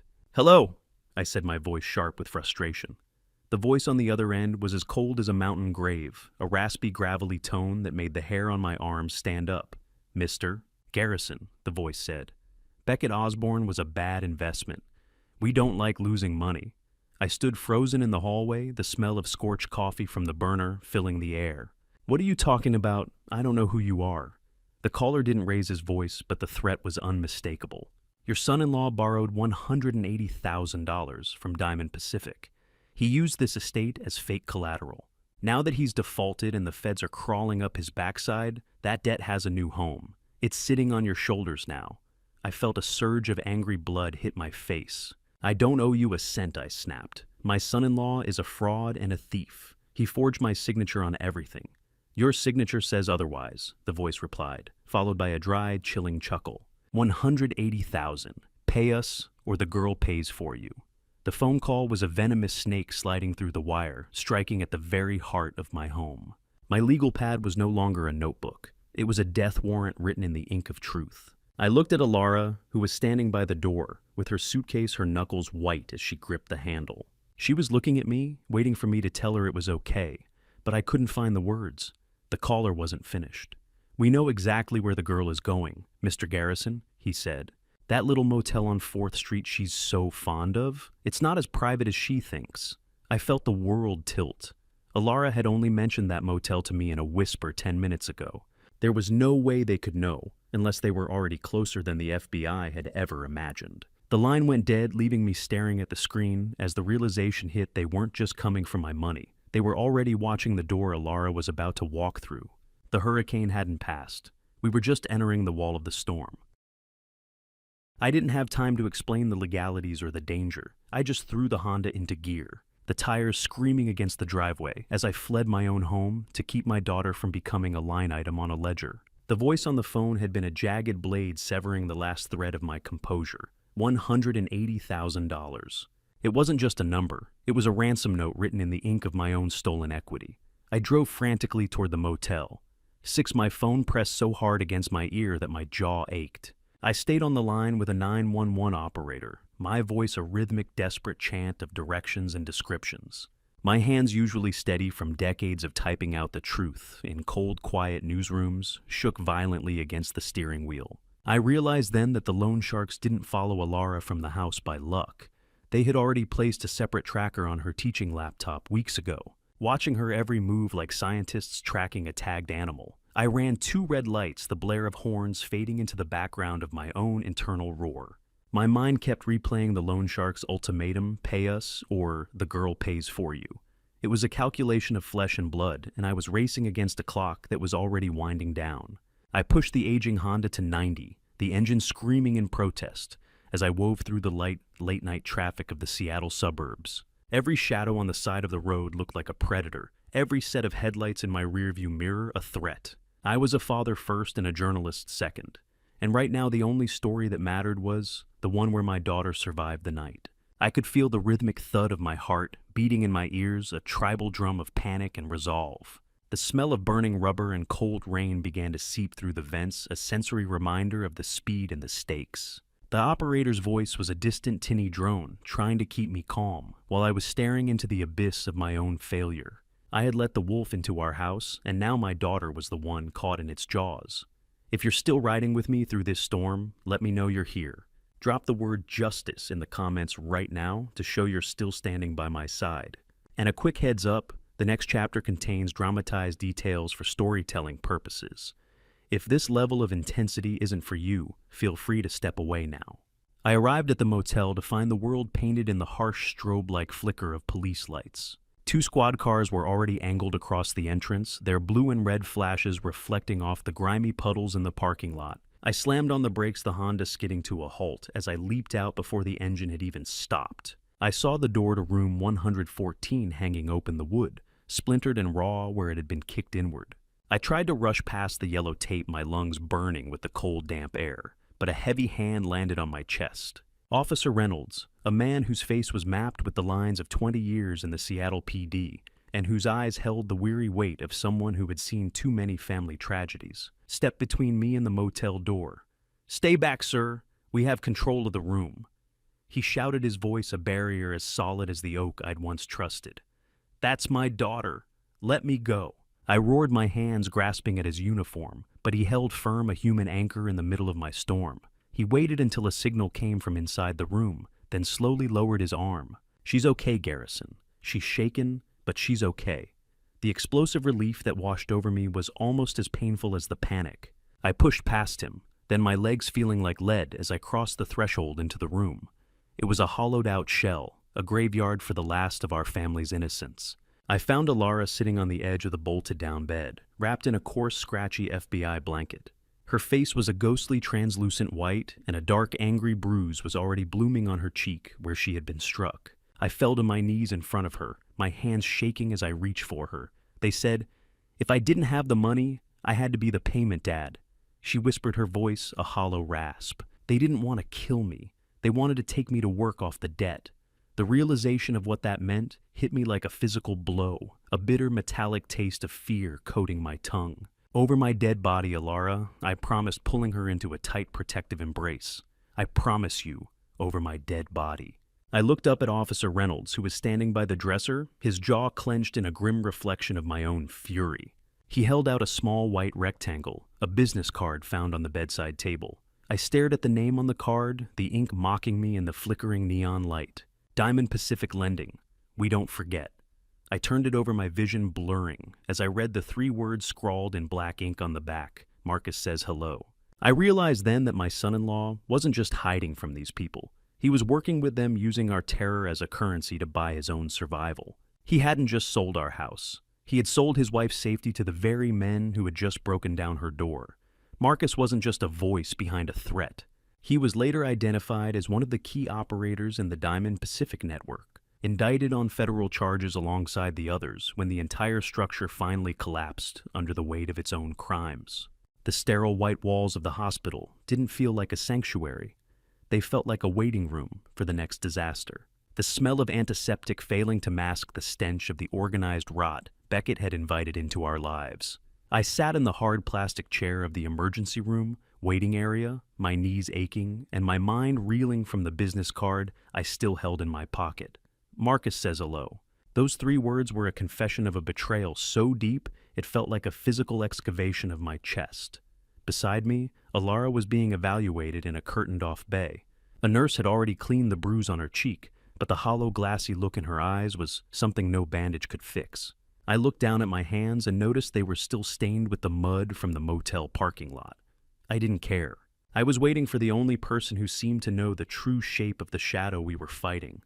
Agent Jennifer Davis arrived 15 minutes later, her expression grimmer than I had ever seen it. She didn't go to the reception desk. She came straight to me, her boots clicking with a sharp military precision on the linoleum. "Mr.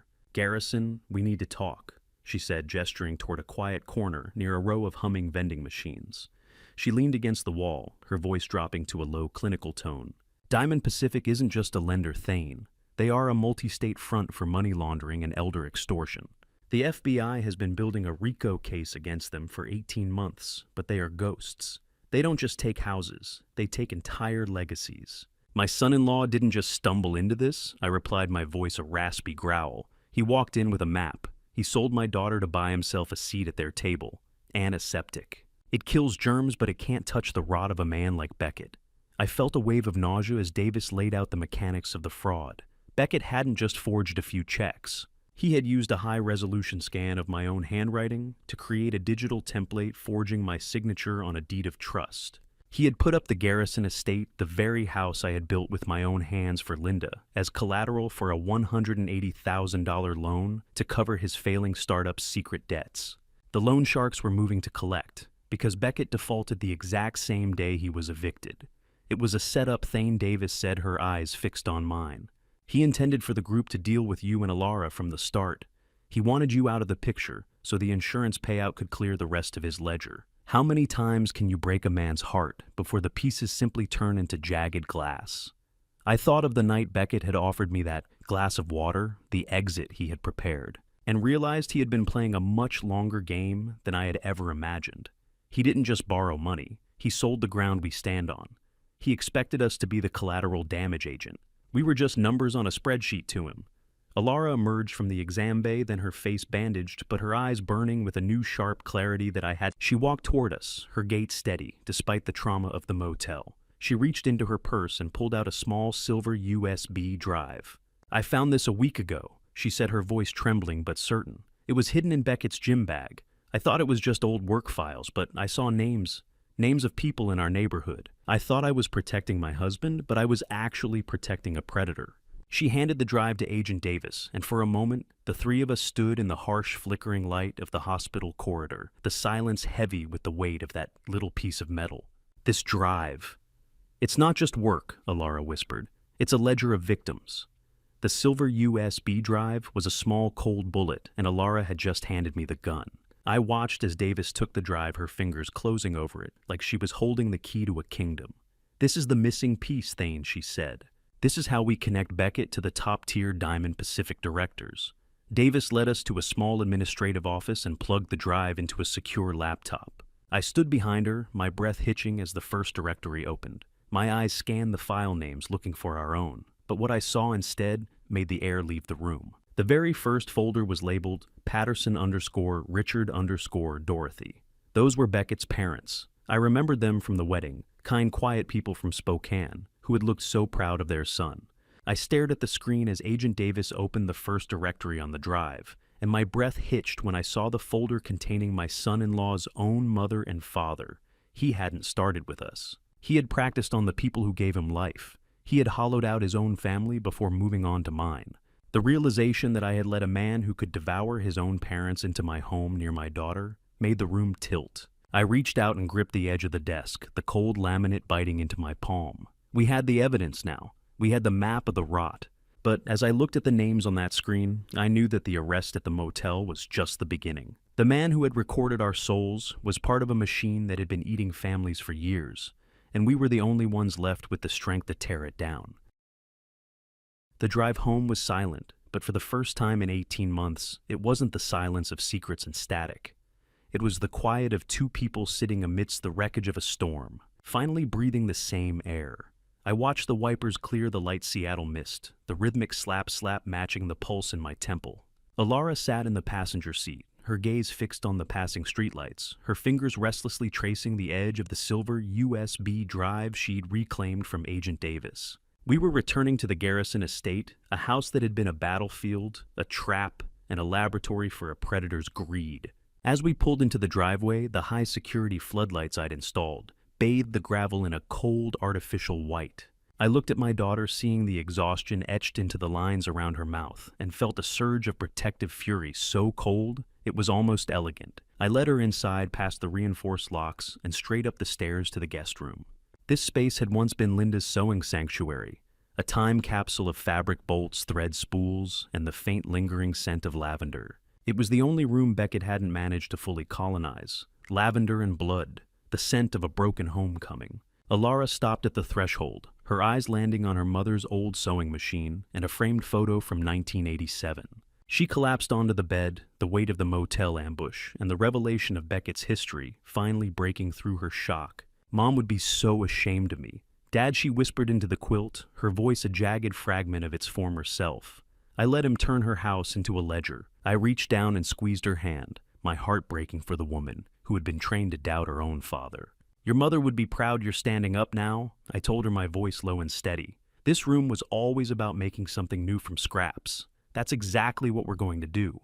I spent the next hour performing the small, grounding rituals of care I hadn't been allowed to do for her in years. I brewed a pot of herbal tea, found an old heavy wool quilt in the cedar chest, and checked the new internal locks I'd installed on her window. Every time a car passed on the street outside, I saw her flinch, her shoulders hunching, as if expecting the door to splinter again. I realized then that while the physical bruises from the motel would fade, the psychological recording of her soul Beckett had conducted had left her feeling permanently exposed. I installed a new lock on this door too. Alara, I said, handing her a small brass key. From the inside. You're the only one with the key now. She clutched it like a talisman, a small piece of autonomy reclaimed from the wreckage. Can a room full of thread and fabric really hold together a life that has been unraveled by a monster? I wanted to believe it could.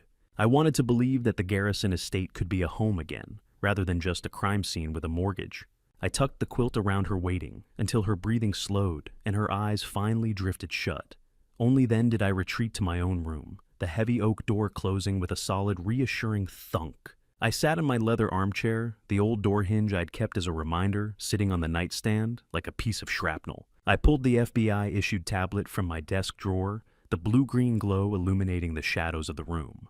I was a lighthouse keeper in a storm that hadn't finished blowing, watching the waves for the next sign of a wreck. I began to cycle through the perimeter feeds, my eyes scanning the grainy black and white images of the street. I thought about the file on that USB drive, the Patterson folder. Beckett hadn't just stumbled into crime. He had been a lifelong student of predation, starting with the very people who had raised him. It made the air in the room feel thin, knowing the depth of the void we were fighting. I zoomed in on the neighbor's driveway, then panned toward the line of oak trees that bordered the property. Everything looked still, the suburban night holding its breath. But then I saw it, a tiny pinprick of infrared light, nearly invisible, tucked inside a birdhouse in the neighbor's yard. My blood turned to liquid nitrogen. It was a camera angle I didn't recognize, positioned perfectly to monitor my front porch and the driveway. It wasn't one of mine, and the FBI hadn't mentioned any external surveillance on the adjacent properties. I stared at the blinking infrared light in the neighbor's birdhouse, my fingers hovering over the screen. Diamond Pacific wasn't just watching the house from the shadows. They had been recording us from the outside all along, weaving a web that extended far beyond the walls I had tried to secure. I looked at the shadow box on my wall at Linda's photo and realized the watch wasn't over. I sat back in the chair, the tablet heavy in my lap, and prepared for the shadow I knew was still out there. "I promised Linda I'd protect you," I whispered to the empty room, the silence finally answering back with a warning. "Even if I have to stay awake until the end of time, I won't let them take what's left." I stared at the blinking infrared light in the neighbor's birdhouse, my blood turning to liquid nitrogen. Diamond Pacific wasn't just watching the house, they had been recording us from the outside all along. The infrared eye never blinked a tiny red spark in the darkness of the neighbor's yard that told me the war wasn't over, but had simply moved into the long, suffocating grass of total surveillance. I sat in my armchair, the tablet glow casting a sickly green light across my face, watching the perimeter of the Garrison estate with the clinical detachment of a man who had already been buried once. For 3 days I lived in a state of hypervigilance. I spent my mornings comforting Alara, guiding her through the wreckage of her marriage, and my nights staring at the grainy black and white feeds of our street. Every car that slowed down was a potential threat. Every shadow that moved was a ghost of Beckett's greed. On the afternoon of November 14th, the static routine broke. A black SUV with windows so dark they looked like voids of ink pulled up across the street. It didn't park. It idled, a low, vibrating rumble that I could feel in the floorboards of the living room. I watched it for 4 hours. It never moved for traffic and no one ever got out. It was a mobile guard post, a physical manifestation of Diamond Pacific's claim on my life. "Dad, why are you always standing by the window?" Alara asked, her voice thin and brittle as she walked into the room. I didn't turn around. I couldn't let her see the calculation in my eyes. "Just making sure the neighborhood is as quiet as it used to be." "Alara," I replied, forcing a calmness I didn't feel. "Go back to your book." I noticed then that the SUV was positioned perfectly near the curb, where my exterior electrical outlet sat. I zoomed in on the feed, my breath catching, as I saw a thin black cable running from the vehicle to my own house. They were powered by an illegal tap into my own home, forcing me to literally fund the electricity for my own surveillance. Tinted glass. A black hole where a human face should be. It was the ultimate insult, a parasitic attachment that proved they didn't just want my money. They wanted to drain the very life from my walls. By the 16th, the psychological siege shifted into physical intimidation. I was sitting on the sofa with Alara trying to maintain a facade of normalcy while we watched an old movie when a sudden soft thud echoed from the front door. It wasn't a knock, it was the sound of something striking the wood. I checked the camera feed immediately, but the porch was already empty. I ordered Alara to stay put and opened the door just a crack. Taped to the oak was a plain white envelope. Inside a single sheet of paper held a handwritten note that made my blood run cold. $180,000. 7 days, or the girl disappears. The threat had officially shifted from financial ruin to a countdown for my daughter's life. 7 days. "They're not just asking anymore," I whispered to the empty hallway.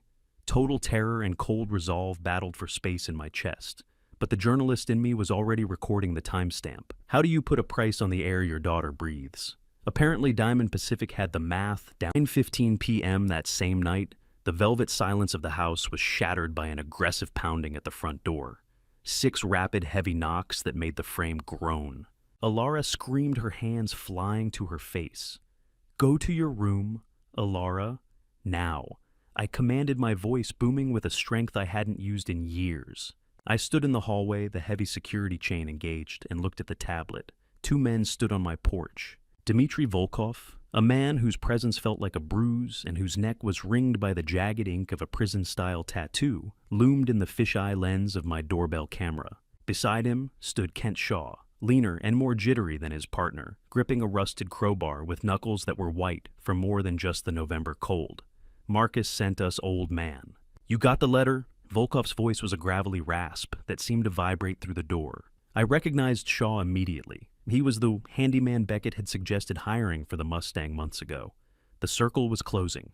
I have the letter, I shouted back, my hand gripping the handle of the door. And I have the FBI on speed dial. Leave the property now before I make this a federal kidnapping charge. Shaw let out a jagged, nervous laugh, tapping the crowbar against his palm.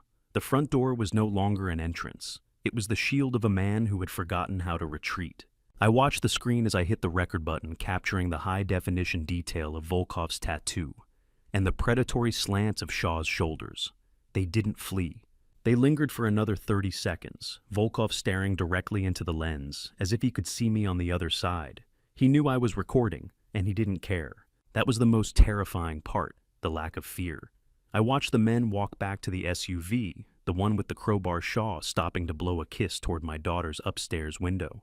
It was a silent, obscene promise that they were coming back for the only thing I had left to lose.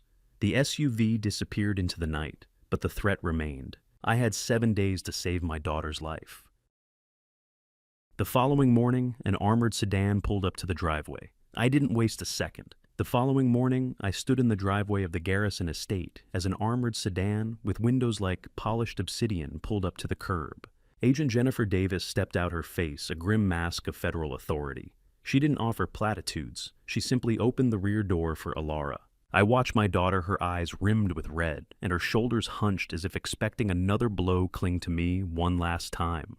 Her grip was desperate, the fingers of a teacher who had taught hundreds of children about safety, but no longer felt any herself. Don't look back, Alara, I whispered into her hair, my own voice a raspy promise.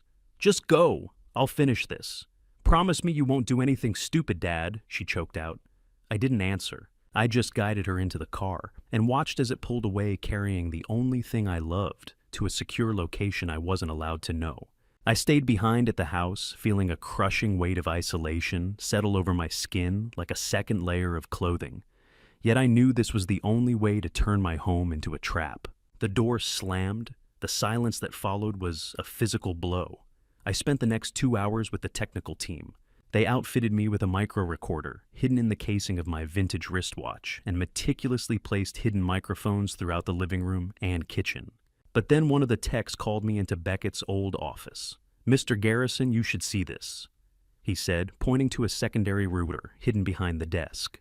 They had found a dead man switch, a digital script, rigged to delete every scrap of evidence on the Diamond Pacific servers if a specific code wasn't entered every 48 hours. It was a failsafe for the guilty. Have you ever played a part so well you forgot you were the one being hunted? I had to find out who was pulling the strings locally. I drove to Cascade Community Bank at 2 o'clock, my movements deliberate and theatrical. I walked into the bright clinical glare of the lobby, making a loud show of my arrival. I approached the teller and demanded to withdraw $10,000 in cash, immediately citing a family emergency that required liquidation. I made sure my voice carried making eye contact with the bank manager, a soft-bellied man who always smelled of peppermint. I loudly inquired about the status of a home equity loan, knowing that if Diamond Pacific had an inside contact here, they would report my desperate fundraising within the hour. It was a gamble, a piece of bait dangled in the dark. I felt the cold, heavy weight of the wired watch on my wrist, a constant reminder that every word I spoke was being recorded by the Bureau. Testing 1, 2, I muttered as I walked back to my car. Can you hear the journalist's heart beating? Age and I returned home and waited. I sat in the silence of my war room, the shadows lengthening across the floor as the sun dipped below the Seattle skyline. At exactly 9 o'clock, my phone began to vibrate against the mahogany desk, hammering against my ribs. Hello, I said. The voice on the other end was familiar, yet distorted by the line. We hear you're raising cash, the caller said, a dry rasp that chilled my blood. Smart man. Tomorrow night, Green Lake Davis. North parking lot. Bring 50,000 or the girl is gone. The phone was a detonator, and the voice on the other end was already counting down. I gripped the receiver, my eyes locked on the recording light of my watch, and then I heard it, a specific wheezing cough from the caller, followed by the faint rattle of a peppermint tin. My stomach performed a slow, nauseating roll. I didn't recognize the enforcer from the night before. I recognized the bank manager I had just spoken to. The man who had smiled while I withdrew my emergency funds was the same man ordering my daughter's disappearance. I realized then that my bank manager wasn't just handling my mortgage, he was handling my daughter's ransom. I accepted the terms, my voice a hollow imitation of a broken old man, and set the meeting for the sting. When the line went dead, I didn't feel fear. I felt a cold, white-hot clarity. The rot wasn't just in my son-in-law, it had spread through the very institutions meant to protect my legacy. I stared at the blank screen of my phone, the silence of the house no longer empty, but filled with the invisible presence of the FBI listening to my every breath. I had the bait, I had the wire, and now I had a name for the wheezing shadow at the bank. The next 48 hours would be the most dangerous of my life. But for the first time in 18 months, I wasn't just a victim. I was the one holding the line. He was arrested 2 days later during the coordinated federal sweep. His position at the bank, nothing more than a convenient disguise for a man who had been laundering fear as efficiently as money. The bank manager's cough echoed in my mind, the wheezing rattle that had betrayed him on the ransom call the night before. Agent Hayes had confirmed his identity within hours. Daniel Marsh, 52, 20-year employee of Cascade Community Bank and a known associate of Diamond Pacific's enforcement network. But as I sat in my study the next morning, Hayes called with news that made the bank manager's betrayal seem like just one tentacle of a much larger beast. I sat in my study, the phone still warm in my hand, staring at the empty space where my daughter's laughter used to live. The trap was set for Green Lake Park, but my investigative soul told me that the bank manager was just a local limb of a much larger beast. I needed to find the heart. Agent Jennifer Davis called me on the secure line just as the sun began to peek over the Seattle skyline. Thane, we've decrypted the silver USB drive. Alara found, she said, her voice heavy with a grim clinical edge. Beckett didn't start with you. His first victims were in Spokane. I felt a cold surge of moral revulsion as she laid out the timeline. Over 2 years, Beckett had systematically drained $87,000 from the retirement accounts of Dorothy and Richard Patterson, his own parents. He had used the exact same playbook-spliced audio files and forged signatures combined with a relentless gaslighting campaign about early-onset dementia to keep them from calling the police. His own parents, Agena asked, my voice a raspy whisper. How does a man live with himself after that?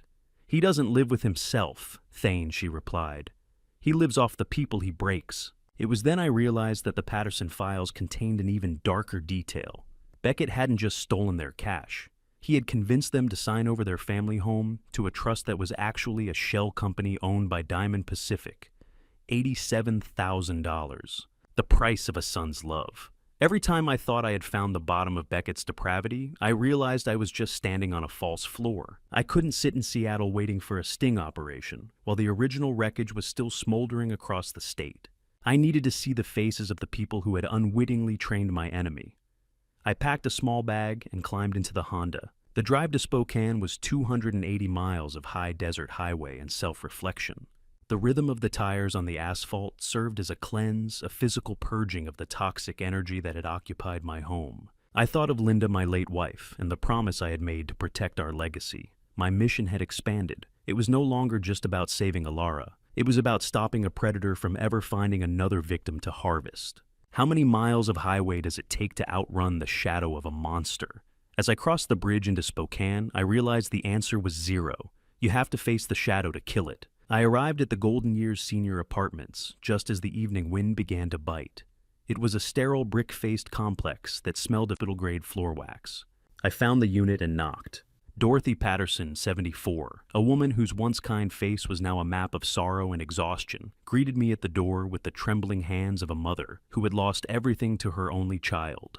Richard Patterson, 76, sat in a vinyl chair inside his frame, skeletal, and his knuckles white as he gripped a silver walker. His eyes flickered with a mixture of shame and a dormant dying spark of defiance. We sat in their cramped one-bedroom unit, the rhythmic clicking of Richard's walker on the linoleum, providing a somber percussion to our conversation. We shared our stories, and the similarities were chilling. They showed me the yellowed, brittle edges of the checks Beckett had forged. They described the way he had looked them in the eye while telling them they were losing their minds. "We failed as parents, Mr. Garrison." Dorothy said, her voice cracking as she poured a cup of tea. "We let him become this." "No, Dorothy," I said, leaning forward to take her hand. "He failed as a human being. We were just three old people in a small apartment. We were the foundation of a federal case that was finally set in stone. I asked them to testify in the federal RICO suit, and after a long, silent moment where Richard looked at the floor, he nodded. "We will do it," he said. "We'll stand with you." But then he gripped my arm, his fingers surprisingly strong for someone so frail. His eyes went wide with a warning I wasn't prepared for. "Thane, there's a second partner, not the bank man. A man in Spokane who handles the physical side of the business, Sterling Vance. He's the one who taught Beckett how to lie, and he's the one who handles the enforcers." Richard's voice dropped to a terrified rasp. "Dorothy told me she heard Beckett on the phone yesterday. Sterling is on his way to Seattle to oversee the final collection. He doesn't like loose ends, and he thinks you're the biggest one left." The low hum of a distant freight train echoed through the room, sounding like a funeral dirge. I looked at the forged checks on the table, and then back at the Pattersons. The alliance was formed. We were no longer victims. We were witnesses. Richard gripped my arm, his eyes wide with a warning I wasn't prepared for. The man Beckett sends for the money isn't just an enforcer, Thane. He's the one who taught Beckett how to lie. The drive back from Spokane was a meditation on monsters, how they're made, how they're hidden, and how they multiply in the dark. I kept the Honda at a steady pace, the hum of tires on wet pavement, a rhythmic underscore to Richard Patterson's final warning echoing in my mind. Sterling Vance. He's the one who taught Beckett how to lie. I reached for the phone in the cup holder, connecting to the encrypted line. "Agent Hayes," I said, my voice tight. Richard Patterson just gave me a name. Sterling Vance. Beckett's mentor, possibly his uncle. He's the architect. I heard a sharp intake of breath. "Sterling Vance." Hayes repeated her voice, dropping into a register of cold professional focus. "We've been trying to connect him to the bank manager for 8 months, Thane. If Vance is the source, then we aren't just looking at a local fraud ring. We're looking at the top of the pyramid." She revealed that their surveillance had already placed Vance as a silent partner in multiple ventures, including a minority stake in Cascade Community Bank. The triangle was complete, the son-in-law, the banker, and the mentor. But the twist in the bloodline went deeper. "Then Oost," Hayes added, her voice careful. "I just pulled the birth records Dorothy mentioned. Sterling Vance wasn't just Beckett's mentor. He was Beckett's biological uncle, Dorothy's brother. A family secret she kept buried for decades. The predation wasn't just taught, it was genetic. Sterling Vance, a name that sounded like old money but smelled like new blood. It made my skin crawl to think how deep the rot actually went, how a man could teach his own nephew to hollow out their shared bloodline. As I climbed into the thin air of the Snoqualmie Pass, the dashboard screen illuminated my tired face. I felt like a man walking through a forest of ghosts, each one whispering the names of victims I'd never met. My phone buzzed with a call from attorney Merritt Redmond. "This is Rico Thane," he said, his gravelly voice filled with strategic clarity. "We're connecting the dots from the Spokane house theft to the Seattle extortion and the bank fraud. We have a pattern of racketeering activity spanning 5 years and 2 states. By bringing in the Pattersons to testify alongside you, we aren't just cutting off a branch, we're uprooting the whole forest." I watched the snow begin to fall in the mountain pass, the flakes vanishing as they hit the windshield.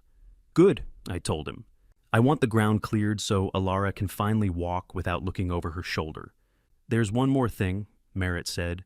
"The FBI wants you to review the evidence chain before the trial. They need to make sure every photo, every timestamp, every folder name is accounted for. You're not just a witness, Thane. You're the foundation of the entire case." I felt the weight of that responsibility settle over me like a coat.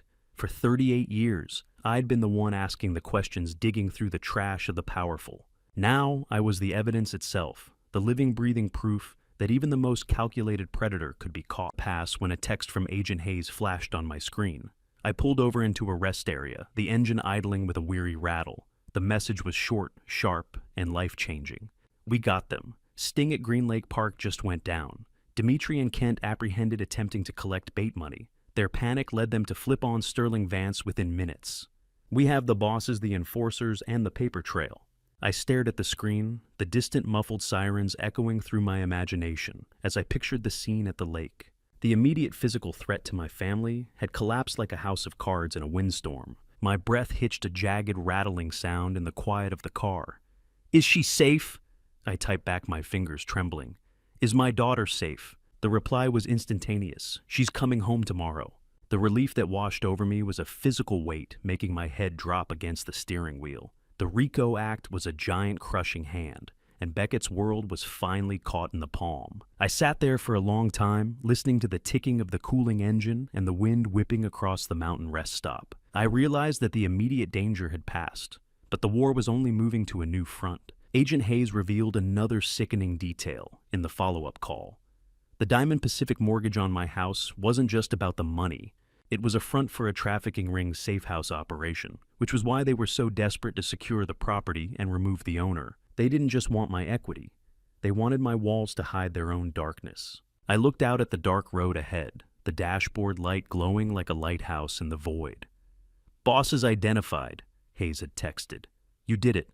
I exhaled for the first time in weeks, the tension in my jaw finally beginning to crack. But as I shifted the car back into gear, I knew the hardest part wasn't the arrest. It was the trial, where I'd have to face the man who tried to erase me and lay bare the evidence that would bury him. I had 127 photos, a yellow legal pad filled with timestamps, and a lifetime of truth. And I was going to use every word of it. I was no longer the prey. I was the evidence. The dark suit Linda bought for me in 2015 still smelled faintly of the cedar chest, a fabric ghost of a life that Beckett Osborne had tried to auction off to the highest bidder. The 2 months leading up to the trial were a season of sharpening knives, memories, and the truth. Every morning I woke up in my fortified bedroom, the heavy oak door a silent reminder of the war I was finally taking into the light. I arrived at the U.S. District Court in Seattle on a gray Wednesday morning, the air thick with the smell of damp pavement and the low, heavy weight of federal consequence. Alara was waiting for me by the security checkpoint. Her usual teacher's composure, that soft warmth I'd known her whole life, had been replaced by a hardened, quiet strength that made her look older, wiser, and entirely unyielding. "You ready for this, Alara?" I asked, adjusting my tie. "I've been ready since the night he took the door, Dad," she replied. Her voice didn't tremble. We turned to see Dorothy and Richard Patterson approaching. Richard's skeletal hands gripped his walker with a white-knuckled intensity, the rhythmic clicking of the metal against the marble floor echoing in the vast, cold lobby. They were the primary victims, the ones who had unwittingly trained the predator I had let sleep in my guest room.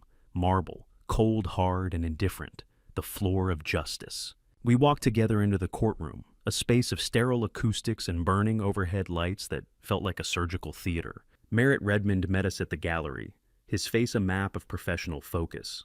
This was no longer a property dispute. It was a federal RICO trial, and the evidence was set in stone. The prosecution called me to the stand first.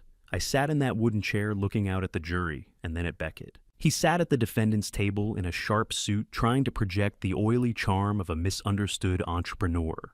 I recounted the events of November 5th, the mechanical shriek of the drill, the humiliation of standing in a doorless room, and the systematic dismantling of my life. I presented my 127 time-stamped photos and my legal pad notes with the detached clinical precision of the investigative journalist I had spent 38 years becoming. The defense attorney stood up, a man whose smile was as expensive as his shoes. "Isn't it true, Mr. Garrison, that your memory is failing?" he asked, leaning in close. "Isn't it true that you've had episodes of confusion?" "My memory is documented in high-definition digital timestamps," I replied, my voice echoing through the silent room. My son-in-law's lies, however, are only documented in his greed. I watched the jurors lean forward as I described the hidden cameras and the forged signatures. How do you cross-examine a photograph? You can't. You can only lie about what's in the frame. The prosecutor then dropped the hammer, revealing that Beckett's startup wasn't just a failure. It was a Ponzi scheme specifically designed to harvest the social security numbers of his client's elderly relatives. The room went cold as the scale of the predation became clear. Beckett's charm finally began to evaporate, leaving behind the jagged, desperate edges of a cornered animal. Richard's walker sounded like a ticking clock, counting down the seconds of Beckett's freedom as he and Dorothy took the stand next. Dorothy's quiet sobs as she described the $87,000 stolen from their retirement filled the courtroom with a wrenching sadness. Richard struggled to reach the witness box, his knuckles white as he gave his testimony. He was our only son. Dorothy whispered, her eyes fixed on the man who had sold her home while she was sleeping in it. We gave him the world, and he used it as collateral for a lie. The jury looked at Beckett with a visible shock that no defense could mitigate. They were seeing a multi-generational pattern of predation, a man who had hollowed out his own parents before moving on to mine. I hope you never have to see your own child look at you like you're a stranger, but that's the price Beckett paid today. The dry, papery feel of the forged documents being passed among the jurors felt like the rustling of dry leaves in a graveyard. The prosecution rested, and the court entered a brief recess. I stepped into the hallway, needing to breathe air that didn't smell of old wool and federal mandates. I was standing near the water fountain when Beckett emerged with his legal team. They moved past me, but Beckett stopped, his face twisting into a snarl. He leaned in close, his breath smelling of bitter coffee and panic. "You'll regret this, old man," he whispered. "I'll be out before you're in the ground." I didn't flinch. I looked him directly in the eyes with a calm that I could feel terrified him. "I regret letting you into my house," I said, my voice barely more than a murmur. "I don't regret putting you in a cage. In fact, I'm going to make sure you never have a door to lock again." He stood there speechless, the glib tongue that had forged a dozen lives finally failing him. I turned and walked away, my head high, the sound of my own footsteps solid on the stone floor. As I passed the defense table on my way back in, I caught a glimpse of the paralegal's hand. She was wearing a small gold band, Alara's high school class ring. The realization hit me like a physical blow. Beckett had pawned it to help pay for his initial legal consultation before the feds had frozen his accounts. He had stripped us to the bone, but we were the ones standing. I walked out of that courthouse, feeling the weight of the ring Beckett had pawned, and I realized that while the trial was almost over, the restitution for our hearts was just beginning. The 6 days of jury deliberation were ahead of us, but the foundation of our new life was already being poured in the ink of the truth. The 6 days of jury deliberation were a slow, agonizing crawl through the wreckage of our memories, each hour a silent courtroom, where I replayed every mistake I'd made since the day I let a wolf over my threshold. I sat in the hard gallery benches of the U.S. District Court, my hand resting on Alara's, feeling the steady tremor of her pulse. Beside us, Dorothy and Richard Patterson sat like statues carved from grief and endurance. We were a collective of the betrayed waiting for the law to put a name to the rot that had nearly consumed us. On the afternoon of the 7th day, the buzzer sounded. The air in the room became thick, pressurized by the impending weight of a dozen strangers' voices. We filed in my eyes, finding Beckett Osborne as he was led from the holding cell. He looked diminished, his expensive suit hanging loose on shoulders that had lost their predatory arrogance. The jury foreperson stood, a slip of paper trembling in her hand. "Guilty," she read. The word was a heavy stone dropped into a deep well. Guilty. 7 more times the word echoed through the sterile room, covering RICO violations, financial fraud, and the chilling conspiracy to commit harm. Guilty. A 6-letter word that felt like the weight of the world lifting off my chest. I looked at Alara, who let out a jagged sob-like breath she'd been holding for a lifetime.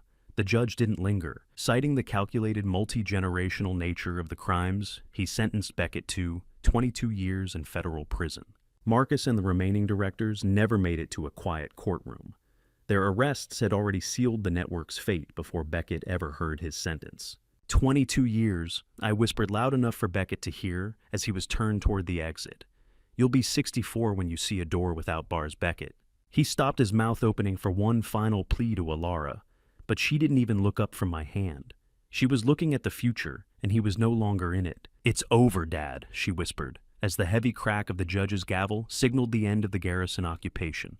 "It's finally over." 2 weeks later, the Garrison estate smelled not of ozone or tension, but of fresh-cut wood and the promise of a new season. Alara and I stood in the hallway, watching a local carpenter hoist a massive solid oak door into the frame of my bedroom. Unlike the first time my door was replaced, this wasn't an act of surveillance. It was a collaborative restoration. We had chosen the wood together, a grain so deep and strong, it felt like an apology to the house itself. I ran my fingers over the smooth, cool surface, feeling the agency I had nearly lost. If you're waiting for permission to save yourself, stop. The only person holding the key to your cage is you. I had spent months as a ghost in my own hallways, but as the carpenter tightened the last screw, I felt the ground beneath my feet turn solid again. I made a deliberate choice that afternoon. I asked the carpenter to save the old rusted hinges that Beckett had so violently removed. I placed them into a mahogany shadow box on my wall, right next to a photo of Linda laughing in our garden. Privacy is a right, Alara, I said, looking at the display. But dignity. Dignity is a choice we have to make every day. I'm choosing it now, Dad, she replied, her voice filled with a warmth I hadn't heard since 2018. For both of us. That evening, the house was filled with the scent of fresh garlic and tomato sauce. We were cooking Linda's lasagna recipe, the rhythmic chopping of herbs, providing a soundtrack to a home that was finally breathing again. The orange sunset bled through the repaired living room window, painting the walls in a soft, forgiving light. We ate in the dining room, the silence between us no longer heavy with secrets, but light with the ease of people who have survived the storm. Alara retreated to her room afterward, her mother's sewing sanctuary now redecorated with vibrant colors and new life. I settled into my leather armchair, the warmth of a porcelain teacup grounding me. I looked at the shadow box on the wall, then at the door to my room. I reached into my pocket and pulled out a small ledger. I had one final entry to make. I revealed to Alara earlier that day that the first installment of the restitution funds recovered from the Mustang sale hadn't gone back into my savings. I had used it to set up a permanent trust for Dorothy and Richard Patterson. They wouldn't have to spend their final years in a subsidized apartment. They were moving into a small cottage near the coast, far from the shadows of their son's greed. The house was no longer a battlefield. It was a home again, breathing with the steady rhythmic heartbeat of a life rebuilt from the scrap. I looked toward the hallway at the new oak door I had fought so hard to reclaim. I made a final conscious decision. I left the door wide open. I didn't leave it open because I was being monitored, and I didn't leave it open because I was afraid. I left it open because I no longer had anything to hide, and I no longer feared the man who might walk past it. I sipped my tea, the steam rising like a quiet prayer in the twilight. Linda? I kept the promise I whispered to the empty room. She's safe. I'm safe. We're finally home. I closed my eyes, the steam from my tea rising like a prayer. And for the first time in 18 months, the silence of the Garrison estate didn't feel like a threat. It felt like home. I tell this not as a victory, but as a warning. I ignored small signs because I wanted peace, and that silence almost cost me everything. If you take anything from this, let it be this. Don't wait until your home feels like a prison to defend your boundaries. These family revenge story moments are never about revenge. They are about survival, truth, and dignity. In many grandpa stories, people think age means weakness, but I learned it can also mean clarity. This family revenge story reminded me that trust must be protected, not assumed. And like many grandpa stories, I had to become strong again when it mattered most.